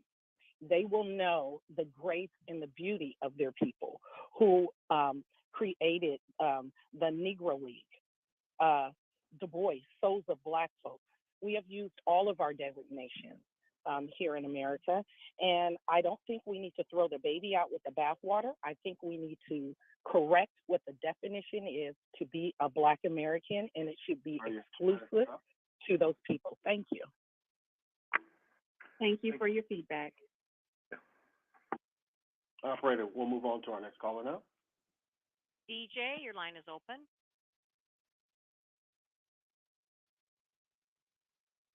Hey, good afternoon. Thank you for this opportunity. Yes, can you hear me? Can you hear me? Yes, we can. All right. Thank you for this opportunity to speak. I would like to be designated as a Black American, which describes a person having origins in North America who descends from a free person of color or descendants of chattel slavery here in North America, who were once classified as Indian Negro, Negro, mulatto, colored, or African American. I would also like a continental African to be described as a person who has origins from the African continent, migrated to America from an African country, as well as a Caribbean American who has origins to a Caribbean country who migrated from a Caribbean country. I would like to exclude all other designations and just stick with the Black American from which my people come from. Thank you.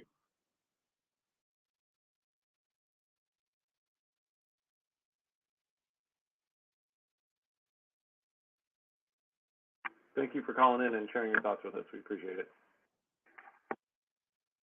Operator, we're ready for our next caller. Mario V. Avinas. Thank you so much. Can you hear me? Loud and clear. Loud and clear. Great. Hi, my name is Mario Beavides. I live in Arlington, Virginia, born in Miami, Florida. I am a proud Latino and Cuban American. I am also the Director of Policy and Legislative Affairs for the Naleo Educational Fund. Thank you so much for the opportunity to speak.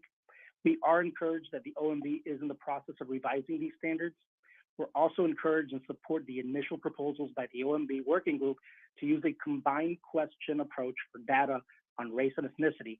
Extensive research by the Bureau shows that a combined question approach leads to a more full and accurate portrayal about the Latino community and its diversity. It also decreases the some other race response. Many Latinos do not see themselves in the current separate question approach, and that has largely contributed to some other race becoming the second largest population in the country. So it's evident the current separate question approach does not offer a full portrayal of the Latino community. This is highly concerning given the many vital ways in which race and ethnicity data are used. The Bureau's research and tests are clear. Latinos are able to better see themselves in the combined question approach when which tested demonstrate an increase in individuals accurately identifying as Latino rather than some other race category. For those reasons, myself and the National Association of Latino Elected and Appointed Officials proudly support the combined question proposal as a way of having a more accurate and full portrayal of our communities throughout our country and giving our community an optimal way of self-identifying. Thank you.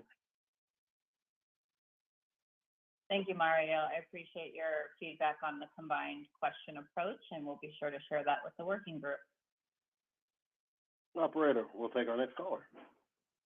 Jeffrey Hall. Thank you. My name is Jeffrey Hall. I'm a Howard University alumni, and I want to thank the OMB for giving me this opportunity to speak. And I want to suggest that the OMB delineate for descendants of U.S. chattel slavery and or Black Americans who can trace their lineage to the foundation of the United States of America. An example of the delineation would be American freedmen or foundational Black Americans. And also, the OMB should exclude immigrants into the United States from classifying themselves as Black Americans. Because Black Americans is a unique, distinct ethnic group, and you cannot immigrate into an ethnic group. Thank you for your time. Thank you, Jeffrey, for joining us today. We appreciate your thoughts. Operator, we'll take our next caller. Giuliani, your line is open. Hello, can you hear me? Yes, we can hear you. Okay, yeah, so I'm a Black American, and I think that we should have like the data disaggregated along like ethnic lines. So a Black American obviously is a descendant of American chattel slavery and free persons of color. And there are several alternate terms for Black Americans, such as Negro, ADOS, and Freedmen, which I briefly described, why they should not be our specific identifier. As far as ADOS, the vast majority of Black Americans do not want to be called ADOS. Referring to yourself as an American descendant of slavery or anything along those lines is only appropriate in reparations conversations. People saying that we should be called ADOS in order to be recognized by the government is not really correct if Black American is a separate category under the racial Black or African American category, which I think should be shortened to the Black category. And the ethnogenesis of Black Americans began during American chattel slavery, but we're more than just slaves. So, you know, the vast majority of Black Americans would not want to be called ADOS. I would prefer Black American myself, just like most of us would. And yeah, we just need to. So I think that if race is an identifier on the census, it should be broken down into 6 categories: Black American, Afro-Caribbean, African or Continental African, Afro-Latino, Afro-Brazilian, or multi-ethnic, with possibly a footnote by the Black American category saying that Black American is a descendant of American chattel slavery and free persons of color, also referred to as African American, Afro-American, American Negro, colored, or American freedman. Thank you for your time. Thank you for participating today and sharing your thoughts. And operator, we're ready for our next caller. Dawn Page. Hello, OMB, and thank you for letting me have this time. I'm going to try not to be redundant. I really intended to listen both days, but I just had to take a moment to, report the scene of a crime, to point out or give a shout out to Mina and other groups who have been here, 2 minutes and are able to get to this point, to leapfrog a foundational population that's been here for 400 years. I would really love to know the source of my country's debt to to these groups of people who feel so incredibly entitled to such recognition and resources, and not even a shout out to the Black folks to thank us for, making it such that you could be here and make this implore our government to recognize you, and how sad that our historic wrongs that we're trying to have righted have gone pretty much ignored. And it's unfortunate that we may be repetitive, but it is because we're being ignored, and that's why I'm here. In 2016, Grace Ming, a Taiwanese immigrant, took it upon herself to remove Negro, and Kenyan American President Obama signed that legislation. And it's so sad and ironic that we're here before an entity that literally actively erased us, and now is casually talking about removing Negro now. And my question is, who asked the OMB? I'm curious, who made that request to remove Negro? So I just wanted to point out that, we're here before an entity that basically has forced us into this position. And I just wanted to shout out to my Negro ancestors, and for us all to realize that there is no American freedman without the American Negro. Unfortunately, that was taken away from us. But I do stand on American freedmen, and I do want to note that crime committed against us and why, we're here today and have to probably come back tomorrow. So thank you. I appreciate it. Dawn, we will take your comment back to the working group. And operator, we'll take our next caller now. Thank you. Lance Walker. Yes, how you doing? Hello, can I be heard? Yes, you can be heard. Okay. Now, as far as the lineage is concerned, my belief is that we should be, as Black Americans over here, should be classified as a foundational Black American. Reasoning, because this term is Trump's airtight, it trumps everything, and of course, it designates us to this land that we live in. Excuse me a little bit, I'm just working right now. It designates us to the land that we have built, but through our ancestors and everything, ties us directly to that. We are non-Black immigrants. We are directly descendant of our ancestors who built this land, this country, that every immigrant has been able to immigrate to and benefit off of us and everything. And also, it is a direct delineation to everybody else who's Black and within our around this America. I'm a little nervous, excuse me for that. But that's just my belief on that and everything. As far as the other, I heard about the other designations that people were saying and everything. They are kind of problematic with it, but I'm not going to get into that right now. But I just believe foundational Black Americans, aka FBA, I don't know if you guys know about that term, but foundational Black Americans should be our designated lineage for us Black Americans who are to this land. Okay, thank you so much. What up, Thank you for joining us and being willing to speak to all of us about your preference for foundational Black Americans. We do appreciate that. Thank you. And operator, we'll take our next caller. Friday Jones. All right. My name is Kanta Jones Muhammad. I go by Friday Jones in the reparations space, and I wanted to leave some questions with you all that I presented to the AB 3121 task force, and this gets back to peoplehood. The Revolutionary War, Treaty of Paris, 1783, Article 7, was that applicable to your ancestors? Were your ancestors subject to the 3/5 compromise at the United States Constitutional Convention in 1786? in 1787, were your ancestors subject to the Casual Killing Act? Were your ancestors African or African descendant and enslaved in the United States?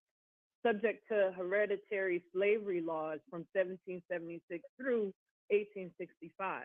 Were your ancestors subject to California's fugitive slave law in 1852? Were they subject to the Emancipation Proclamations, and there were more than just one that resulted in the establishment of the Freedmen's Bureau under the War Department for refugees?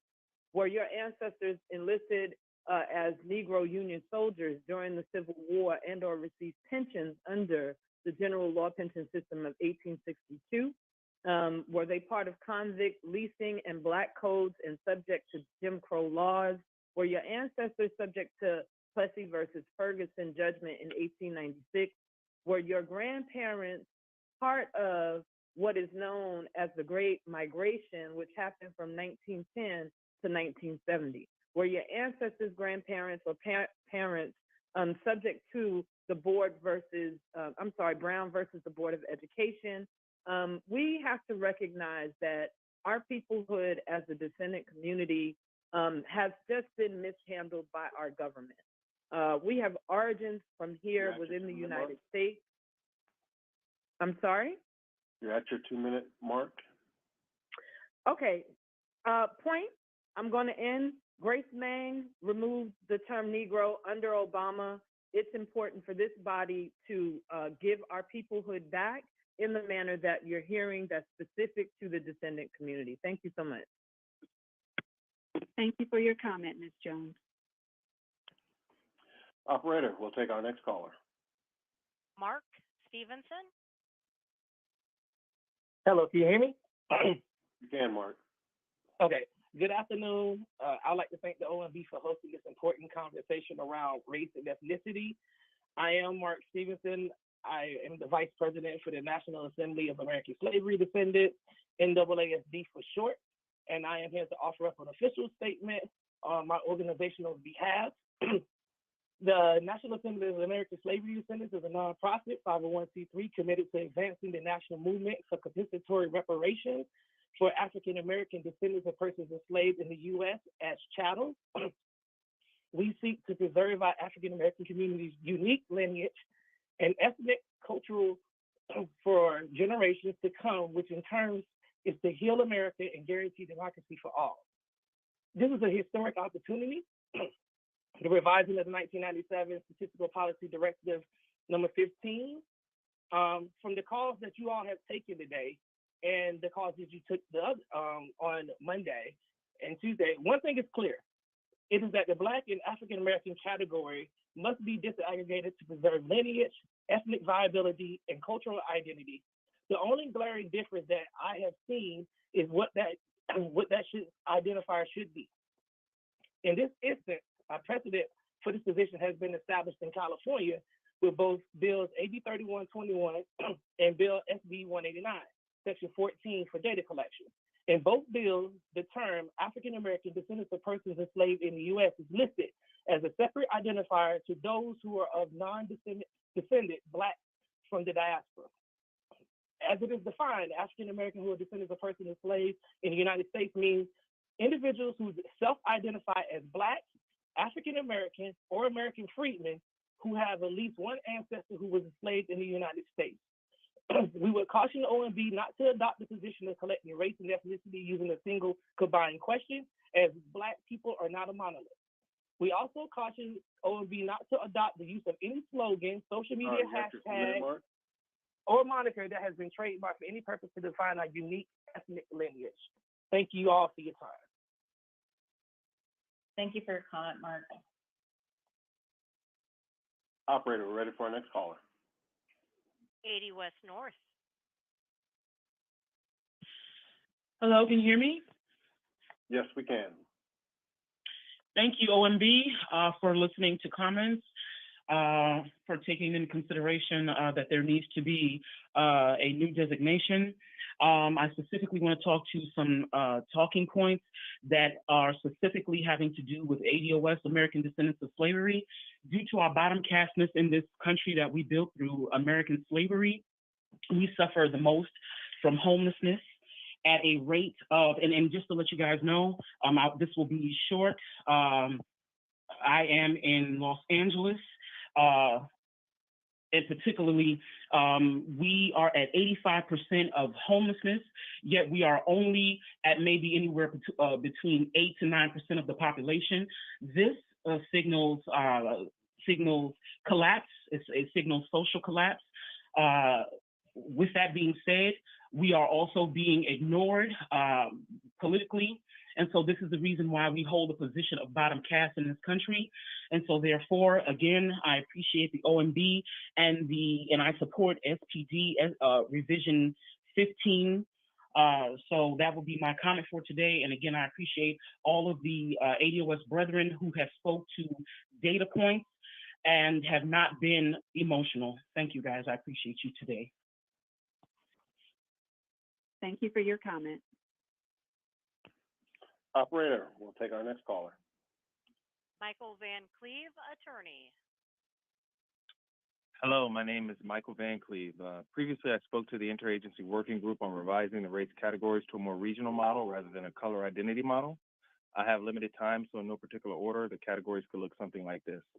Multi-generational American, people whose families have lived in the United States for several generations and have diverse ancestry and origins, but not necessarily Indigenous American. 2, Indigenous American, people with ancestry from any of the various indigenous nations and tribes of the Americas prior to European colonization. 3, African American, people with ancestry from the African continent like Nigeria, Ethiopia, etc. East Asian American, people with ancestry from East Asia like China, Japan, or Korea. South Asian American, people with ancestry from the southern part of Asia like India, Pakistan, Bangladesh, etc. The MENA category as proposed. European American, which would include countries like England, France, Germany, Italy, Spain, Russia. Latin American, which would be people with ancestry from Central and South America. Pacific Islander American, which would be people with ancestry from various islands of the Pacific Ocean.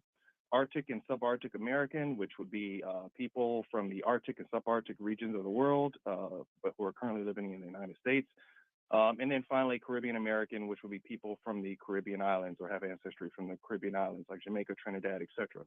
This would track and measure race and ethnicity data without relying on color identities, reduce confusion, and accurately track groups that are currently not tracked. Subgroups could be added or written in by a user, and it would also help improve data on multiracial persons who may have cognitive dissonance on identifying with more than one race under the current system. For example, most African Americans have some European ancestry, but may not feel comfortable selecting both the white and black race boxes. This is just a proposed model suited to express ideas and not a definitive understanding about what a regional model could look like. I hope the IWG considers something like this in their final recommendations. Thank you. Thank you, Michael, for reaching out again. And I just want to reiterate that the public comment period is open, and to really make sure that we get all of your thoughts and in your own words, the best way to do that is to submit a written comment so that we have that. So thank you.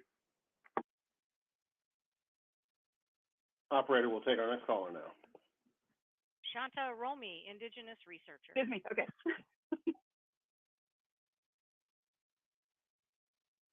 Hi, can you hear me? Yes, we can. We can. Okay. Hi, I'm Sandra Romy. I am Tsimshian from Metlakatla, Alaska, now an urban native in the Seattle-Tacoma area. I'm an Indigenous researcher, and I work with local governments around community engagement and community-based participatory research. Invisibility in life and media and the data are the most pervasive form of, sorry, let me close my work laptop, the most pervasive form of data genocide. I'm so sorry, my computer is playing. The federal government has an obligation through underfunding of services that has been involved in termination. Sorry, I can't turn my work computer off. Relocation, blood quantum in the US created by the IRA Constitution, 40 schools with 60 scoops, and current overrepresentation of Native children in foster care despite IFLA laws. The Supreme Court is a citizenship question, has ruled it's a citizenship question on top of being a race issue as dual citizens of the US and our tribal nations. The best form of the question is our enrolled member of a federally recognized tribe or ANC, unrecognized tribe or descendant, which is one generation away from citizenship. Washington State OSPI found that the census method of recording Native American to race only captures 24.8% of Native students in schools. I see on the proposed form that there will be an option to write the tribe you're from. This will be valuable data for urban natives, which is 71% of us to see where communities really are from across the country. There should be a First Nations option for Canadian Indigenous people who are eligible for citizenship because of the Jay Treaty. It's also a more correct form of pan-native pronouns that acknowledges our over 570 individual tribal nations, and that we were here as thriving nations before colonization, and the word Indian was imposed on us. There will be concerns about data sovereignty and tribal data. The best option would be to also provide funding for urban natives in cities and tribes on reservations to collect and protect the data as a trusted member with Indigenous methodologies. Census has historic undercounts of Native people because of lack of cultural relevancy, and this causes disengagement with the data. Thank you, and I've submitted a written comment as well. Thank you, Shanta, so much for sharing your ideas with us to try to help us improve our data on the American Indian and Alaska Native population. Thank you. Operator, we'll take our next caller. Michael Adam. Good afternoon to the OMB, and thank you for today's town hall. As you've been hearing today, a lot of things for Black Americans is tied to our lineage. I can trace my lineage back to the 1700s, and I would definitely not like to, lose that lineage. We have definitely a hero story here in America. Those individuals that were born and bred through the institution of the U.S. chattel slavery have immensely done an enormous job of creating what we presently know as America today. That lineage should be identified through this U.S. Census, where people can identify their lineage as well as their heritage here in America.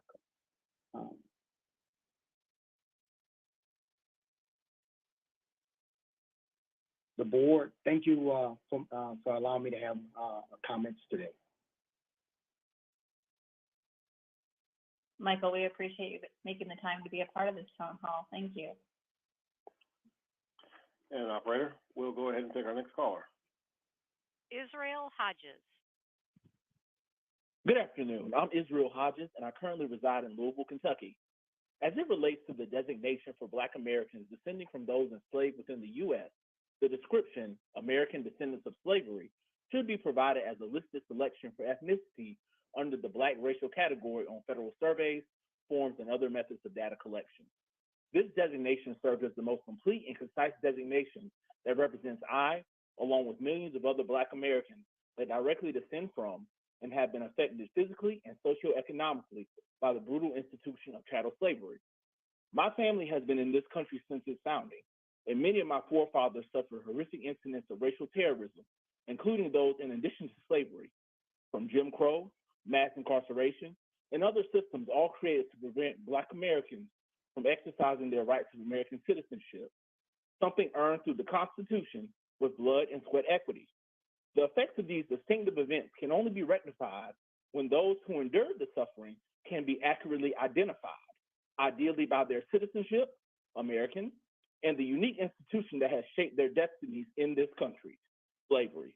The addition of this ethnic designation not only ensures that the sacrifices of those enslaved do not remain in vain, but so that their descendants can be distinctly addressed today for federal policy, programs, and restoration in a way this group of Americans has been overlooked due to inconclusive racial aggregation. I am pleased that the OMB is considering potential changes to its standards to maximize the quality of data it collects to more accurately represent racial and ethnic groups, and I strongly recommend that the ethnic designation of American Descendants of Slavery be added to its revisions of racial and ethnic choices when gathering, obtaining, and using demographic data for Black Americans. It's the ethnic term my friends and family use, and I'm excited to have provided rigorous evidence for our designation to be included on federal forms, surveys, and data classifications. To Ms. Battle, Dr. Orvis, Mr. Savinsky, and Mr. Cook, thanks to you and the OMB for this unique opportunity. Thank you for calling in today to join the conversation. We appreciate it. And operator, we're ready for our next caller. Tiffany Lewis. Hi, good evening. This is Tiffany Lewis calling from the New York State area. And I just wanted to make my comment good and also brief. I just wanted to state that I would like to have the American descendants of slavery listed on the U.S. Census Bureau and as the OMB's race and ethnicity statistical standards. Just to make a long story short, Black to me seems like it is very ambiguous. You know, when you put down Black on next to American, it goes back to listing us as ADOS back into many different categories, categorized as Black, such as African and everything else. And to me, Black is a farce. It's not real. Whenever I think of Black, I think of like Crayola crayons. And people should not be identified based on color, and they should not also be identified. They should only be based on the lineage, because it's not a race issue, it's a lineage issue. I do not also agree with the freedmen, because freedmen is tied to those slaves from U.S. chattel slavery who were enslaved by the Indian tribes in America. And I do not agree with Negro, and I no disrespect to anyone who has American Negro certificate, but American Negro is also incorrect, and that was just put there on their birth certificate because of the times that they were born in with Jim Crow. And Negro basically to me is Spanish word for the term Black. And so I would just like to leave it at that. And I also realized how Black or African American, as it was seen, as I saw it in the slideshow, how it only pertains to people who are from African descent. And there is no mention of any individual to help, list any individual who was from a descendant of U.S. chattel slavery. So that leaves the descendants of U.S. chattel slavery, also known as American descendants of slavery, the bottom caste, without any resources, any kind of assistance from the government whatsoever. And that is the reason why they have struggled. Okay, that is why they struggled for 400 years, and they're struggling today, even though they have built this country. Yeah, I would like to thank the OMB for inviting me to give my comment, and please have a blessed day. Thank you. Thank you for sharing your feedback, Tiffany. Operator, we'll move on to our next caller. Ewell Anderson. Hi, this is Ewell Anderson. How are you? We can hear you loud and clear. Oh, great. Thank you very much. Thank you for giving me this opportunity. So basically, the president issued an executive order on advancing racial equity and support for underserved communities throughout the federal government. The order was basically asked to ask all federal government agencies to identify racial historical wrongs committed towards Black people, and it was grounds to support the necessity to disaggregate American descendants of slavery as an ethnic identification. The disparities in U.S. laws and public policies and in our public and private institutions has highlighted the unbearable human cost of systemic racism. There is no way to adhere and comply with the president's executive order without disaggregating data, without showing the historical wrongs that have been committed to American descendants of slaves in the United States. It's just an impossibility. Also, the 1997 standards are a social political construct. This is your words, of course, off your website, to win social and economic advantage that has since eroded through technology and lineage. In other words, it's impossible to show the advancements or economic, social,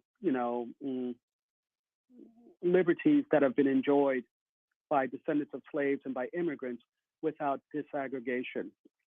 Disaggregation just distorts the social outcomes of 400 years of slavery in the United States.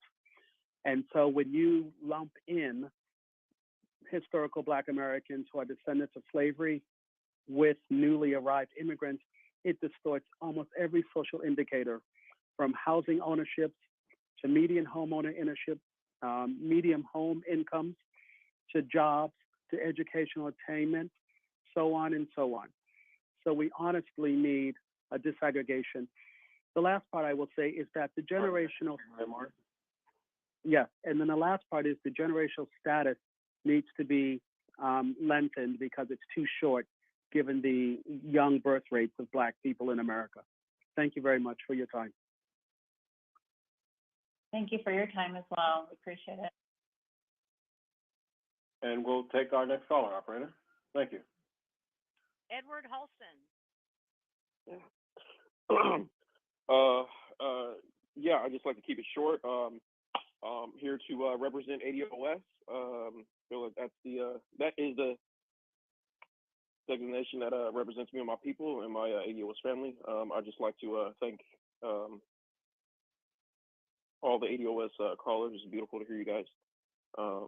Yeah, I'm glad that you guys aren't foaming at the mouth like some people are. One last thing. His name was originated by Martin Luther King. He was the first person to create this for us, and we're finishing off his legacy. And thank you, Antonio Moore and Yvette Carnell, for everything. I think that if you guys need any information, you guys should reach out to them. Absolutely. That's all. Thank you. Thank you very much, Edward. Operator, we'll take our next caller. Francine Jasmine.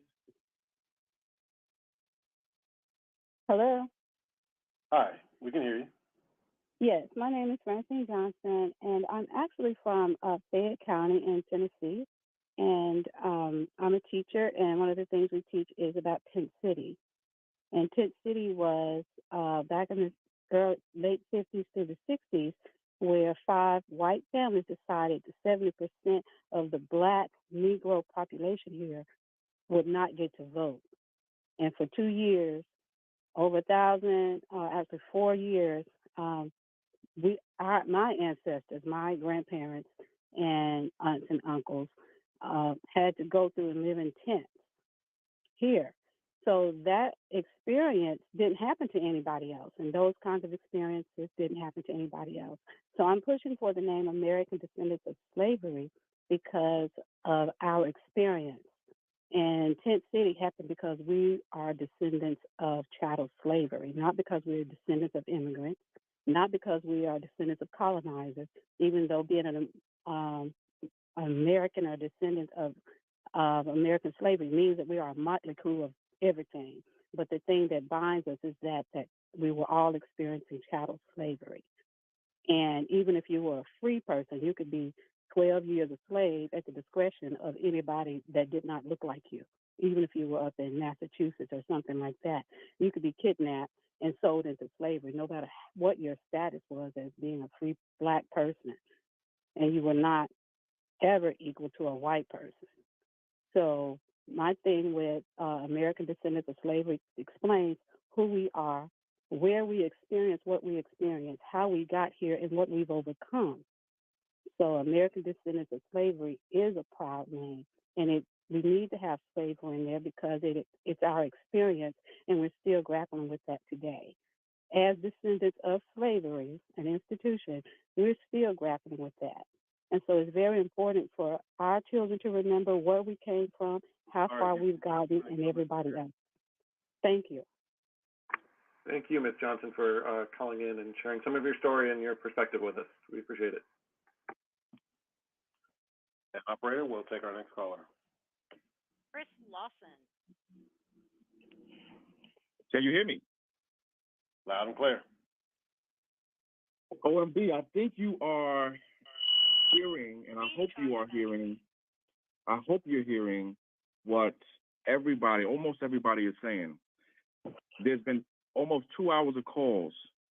Almost every single call is telling you to disaggregate the Black/African-American category. Almost every single one. I was so happy to see that was in your initial proposals in what came out in January in the Federal Register. I was disappointed, though, to see that it was not in what we saw in the proposals that were read in what we heard in the presentations earlier today and earlier this week. So I'm hoping you could clarify that at some point as to why that wasn't in there. However, as mentioned, I'm Chris Lawson. I'm one of the lead organizers with the Coalition for a Just and Equitable California. We are California's first and only organization just born for reparations. We are the authors of Section 14 of SB 189 in California, which will make California the first state to disaggregate the Black/African American category, as we have been advocating for you to do here federally as well. We propose and recommend specifically that you edit the Black/African American category to allow for an ethnic designation within or as a subset of the Black racial category, specifically for African Americans who are descendants of persons who were enslaved in these United States. Secondly, we propose and recommend that that ethnic category be labeled African American descendants of persons enslaved in the United States or African American descendants of U.S. slavery. We, as a people, are a specific and unique, dare I say, special people. We're different. We represent some 80 to 90% of all Americans who are Black who self-identify as Black or African American. To not have a specific category of data collection for us is wrong. No, it's criminal. And quite frankly, it's disrespectful of our ancestors and the history of these United States. In addition, you're already doing this. Part of why the 2020 census allow for a nation of origin right in under the Black/African American category is because you rightly recognize that there are big differences between the Black immigrant population and the U.S. descendant of slavery population. There's also precedent, as mentioned earlier. Please disaggregate the Black/African American category and have a specific place and a specific space for those of us whose ancestors built this country, those who came here in chains, not by choice. Those of us who are descendants of U.S. slavery deserve our own special place on the U.S. Census. Disaggregate the space and the place now. Thank you. Thank you for calling in and joining the town hall today. And I would just direct anyone on the call today who's interested in learning more about our proposals and the questions that we ask about this issue and others to go straight to the FRN, where we lay out what the proposals are and where we are interested in getting more information from the public so we can better understand the issues. Thank you. And with that, operator, we'll take our next caller. David Helm. Thank you so much for the opportunity to claim the name. My name is David Helm, and I'm an American descendant of slavery, and I'm not ashamed of that designation. I'm not ashamed of my lineage, as a lot of the previous callers have, from my perspective, expressed. But again, I just thank you so much for the opportunity to speak. As an American descendant of slavery, the nature of the relationship between my lineage and the country is not adequately captured by the word Black. Adolph's life is largely overdetermined by slavery, Jim Crow, segregation, and mass incarceration. However, we do not have an adequate ethnic designation to account for our unique justice claim. Flat Blackness erases Adolph and doesn't account for the extrajudicial harm and plunder from our codification as inferior. Being statistically lumped in with others who do not share our lineage or our station in life has had and will continue to have deleterious effects on our ability to see through our justice claim, which is reparations. Unsurprisingly, though, the combined impact of anti-ADOS institutions and policies, coupled with our lack of an adequate ethnic designation, have led to our being bottom-casted and inadequately represented in federal data. I believe that by disaggregating the Black demographic, ADOS may benefit from a renewed push to receive our inheritance. Thank you so much for the opportunity to speak today. I wish all of you a blessed one. Thank you, David. We appreciate your comments today. And operator, we're ready for our next caller. Kirk Cochran. Hi, I'm Kirk Cochran. I'm a professor of English at Lone Star College. In regards to Section 6C, I'm calling to advocate for the term American descendants of slavery as a detailed ethnic group within the Black or African American minimum category. As a professor of English, I just want to quickly explain the etymology of the terms freedmen and American descendants of slavery. The term freedmen was commonly used after the Civil War to describe people who had been enslaved and were subsequently freed. This term focuses on the act of emancipation rather than the ongoing struggle for equality and justice that descendants of slavery faced in the aftermath of slavery. This term is archaic and it does not include all descendants of American slavery. In contrast, American descendants of slavery, or ADOS, centers on the enduring legacy of American slavery and its impact on descendants in the present day. By using the term ADOS, we acknowledge that the effects of slavery have not been fully addressed and that American descendants of slavery continue to face systemic inequality and discrimination as a result. The term ADOS seeks to unite individuals who share common history and experience of oppression. The term American recognizes that ADOS are part of the fabric of American society and have contributed to the culture, economy, and history of this country in countless ways. Including the term descendants of slavery acknowledges the fact that the United States was built on the institution of slavery and that ADOS have a distinct lineage that has shaped their experience within this country. By using the term descendants of slavery, we acknowledge the historical context and legacy of slavery that has led to the ongoing disparities and struggles faced by ADOS today. This unique experience and specific historical context can only be captured with the specific term American descendants of slavery. Thank you for your time, and I encourage you to adopt American descendants of slavery as an ethnic designation. Kirk, thank you for, appreciate it. Yes, we appreciate it. Thanks. Operator, we'll take our next caller now. Elsa Diaz. Hello, can you hear me? Yes, we can.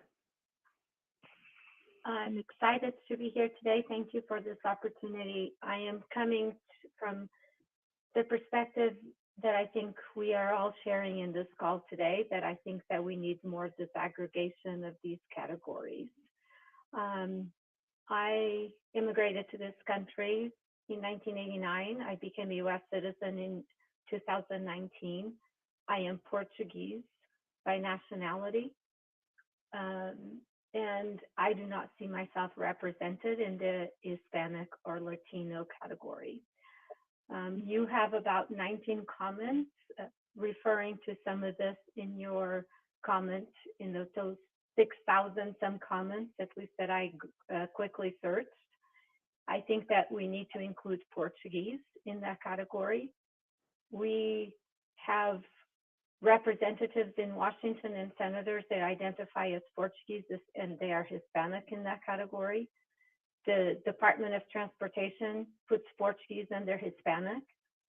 So I think it is important that, given that the OMB has a lot of power to allocation of resources and making budgets, it is very important that we consider Portuguese in the category of Hispanic and Latino. Furthermore, we ought to consider what those two really broad categories mean, because they certainly do not include indigenous peoples in Latin America, right? That's a very problematic issue. So please consider adding myself, my children, into the category of Hispanic and Latino. I appreciate your time. It's a Friday, and I'm sure you guys are tired. Have a great day and a great weekend. Thank you. Elsa, thank you for joining the town hall today and sharing your thoughts on that. I really appreciate it. Share that back with the working group. Operator, we're ready for our next caller. Brandon Stackey. Hi, good afternoon. Can you hear me? We can. Okay, all right. We must identify as American descendants of slavery because it provides an end to the longest, most brutal game of Rumpelstiltskin any folklore can drum up. It will give me an answer for my 2-year-old daughter as to why. When she comes of age, she's going to want to know why, in an era of diversity, equity, and inclusion, that she was excluded. When she comes of age, she's going to want to know why she's labeled a minority within a group that everyone has benefited from besides her. She's going to want to know why her great-great-granduncle's land was taken through eminent domain that is being used currently by Mercedes plant outside of Tuscaloosa, Alabama.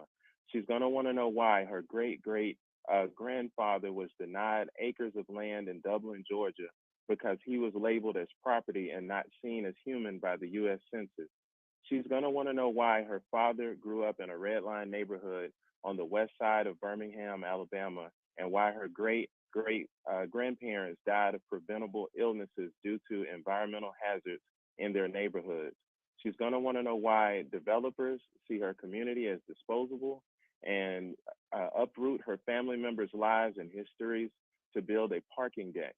I claim the name American Descendants of Slavery because the government has communicated to my group this way through benign negligence, and this designation gives us the opportunity to communicate back through a demand for policy prescription. My name is Brandon Stuckey. I am a resident of Montgomery County, Maryland. I am a transportation demand management strategist, and I support the designation of American Descendants of Slavery. Thank you, Brandon, for sharing a bit of your personal story with us. We thank you for your feedback. Operator, we'll take our next caller now. Winetta Gittens.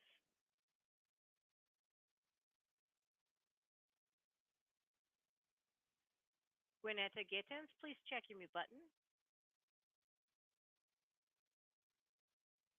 I apologize, I'll move on. Alan Nelson, your line is open.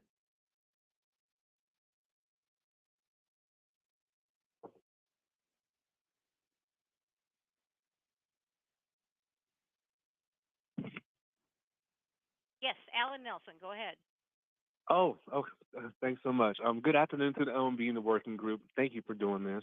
I'm speaking today to request American Descendants of Slavery as an ethnic designation. It should be recognized because the contributions and the failures of our group are often masked by previous designations that have changed since immigration has completely remade Black America. So terms like Black American can now be used by second or third generation Black immigrants. African American can be used by an immigrant of any race from one of the 54 countries in Africa. So creating an ethnic designation that is anchored in slavery, the creation of the United States, that defines our contribution is critical. Liberian Americans, Haitian Americans, they all have different wealth outcomes, income levels, home ownership rates. In Los Angeles, the Color of Wealth report that Antonio mentioned earlier states that we have just $200 liquid, while African immigrants have $60,000 liquid. In Boston, we have $8. Caribbean immigrants have $18,000. So by allowing the American Descendants of Slavery a designation, the OMB can clarify and define which groups are impacted by various policies through generations. Thank you so much. Thank you, Mr. Nelson, for joining us today and sharing your thoughts. Appreciate it. Operator, we'll move on to our next caller now. Shelley Marshall.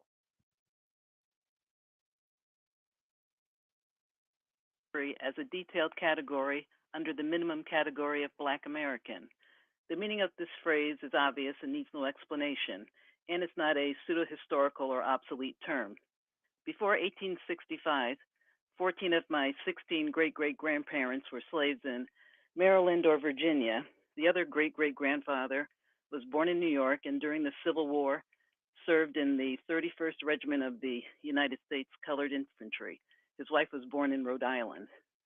Some Black Americans object to being called American Descendants of Slavery, but they're free to refer to themselves as they wish. But for the collection of accurate data about our group, the category American Descendants of Slavery provides the needed specificity for the disaggregation of data. Thank you. Thank you very much, Shelley, for sharing your feedback with us. Thank you. Operator, looks like we have time for 2 more calls. We'll take 2 more calls. Can we have our next call, please? Armenic Gazarian. Hi, hello everyone, and thank you for this opportunity. My name is Armenic Gazarian. I'm an MD and an acupuncturist joining you from California. I support the MENA category, and I would like to suggest that we have designated Armenian subcategory checkbox under MENA. That way, Armenians can be identified. Armenians are one of the largest groups of MENA immigrants in the U.S. Armenian community is invisible, unfortunately, in the U.S. data. The Armenians are immigrating from different countries of diaspora and Armenia. We are minoritized in the U.S., but our experience is not being reflected in the U.S. data. The West is distracted today. I'm sorry, I'm a little nervous. The West is as distracted today as it was in the autumn of 2020 when Azerbaijan and Turkey, bound by two nations, one state policy, launched a joint military operation against Armenia at the height of the pandemic, in which Syrian mercenaries on Ankara's payroll were deployed alongside regular soldiers. Innocent Armenians are dying by the hour, having to defend their homeland of thousands of years from jihadist militants who were brought to their ancestral land to kill Armenians. We have our distinct ethnic group. I'm asking my ancestors to be recognized, and we would like to identify as Armenian. Please specify Armenians by including a checkbox under MENA. At the end, I would like to say that I agree with Mr. Ramsey, the previous caller, and thank him for the great proposal. Thank you all for your time and consideration, and have a blessed day. Thank you very much. I appreciate you sharing your perspective and being here today. Operator, we'll take our last caller. Our final comment is from Rashid. Yes, your line is open. Hello, thank you guys from the OMB for having this discussion with us. I'm calling in favor of the ethnic designation American Descendant of Slavery, ADOS. I have noticed, I live in Maryland, that there are a plethora of different people from a large swath of different countries that call themselves Black American, African American, and this flat blackness erases the specific harm that has been done to Americans who descend from chattel slavery in the U.S. What this does is it hides the issues in our education, the issues with the government when they put money into HBCUs. It hides the issues that we're going through in our families and masks them with the people who have not gone through the economic hardships, because immigration is a self-selective process. So wealthier people come from many nations that have a history of selling our ancestors into chattel slavery. And these people come to America and they have a lot more resources than we do here. We see it when we look at education in colleges. We see it when we look at the Color of Wealth report. We see it everywhere, even in American homelessness, where Black families are 50% of American homeless, and African Americans make up 40% of all Americans who are experiencing homelessness, according to HUD Housing. So I would suggest that we take the ethnic designation American Descendant of Slavery and use that. So this way we can collect more specific data on the harms that have been done to a specific group of people. So this way, when we come up with plans to fix those people, we can make sure that only those groups of people can get the resources that their ancestors were denied, and this way we can make citizens whole. Thank you for your time, and you guys have a blessed day. Thank you very much, Rashid, for participating in the town hall today. And for those who have called in today and were unable to make your public comment, we encourage you to tune in tomorrow for our third town hall, which is starting at 2 o'clock. I also would like to note in closing that the Federal Register notice that is open, it is open through April 12th. We ask you please submit your comments on updating the federal race and ethnicity standards on federalregister.gov, which is the best way to provide comments to these initial proposals. You can also reach the Federal Register notice from a link on the working group's website, spd15revision.gov. You can respond to any proposals or questions in the notice that you like, and you can send any thoughts about how to improve the standards.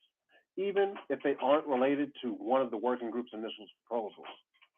Additional information will be added to the SPD15revision.gov website throughout this process, in addition to an archival of today's presentation. Please be sure to check back for updates. If you would like to participate in our third public town hall, we will host one tomorrow. Again, that is at 2 p.m. Eastern Time. Tomorrow's town hall will follow this same format with an overview of the standards and the initial proposals, followed by public comment. Thank you all for joining us and participating in this exciting opportunity to improve the way we collect and measure race and ethnicity. We look forward to reading your comments on the Federal Register notice. This concludes today's town hall. Thanks, everyone. As we are concluded, again, thank you very much for your participation. You may please disconnect at this time.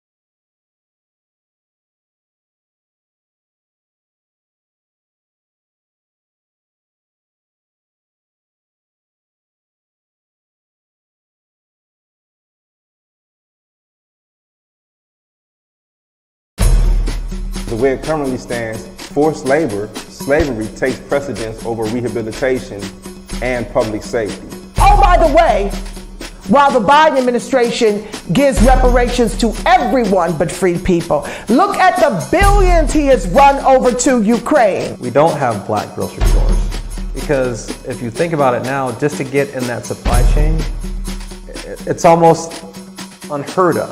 They don't want to.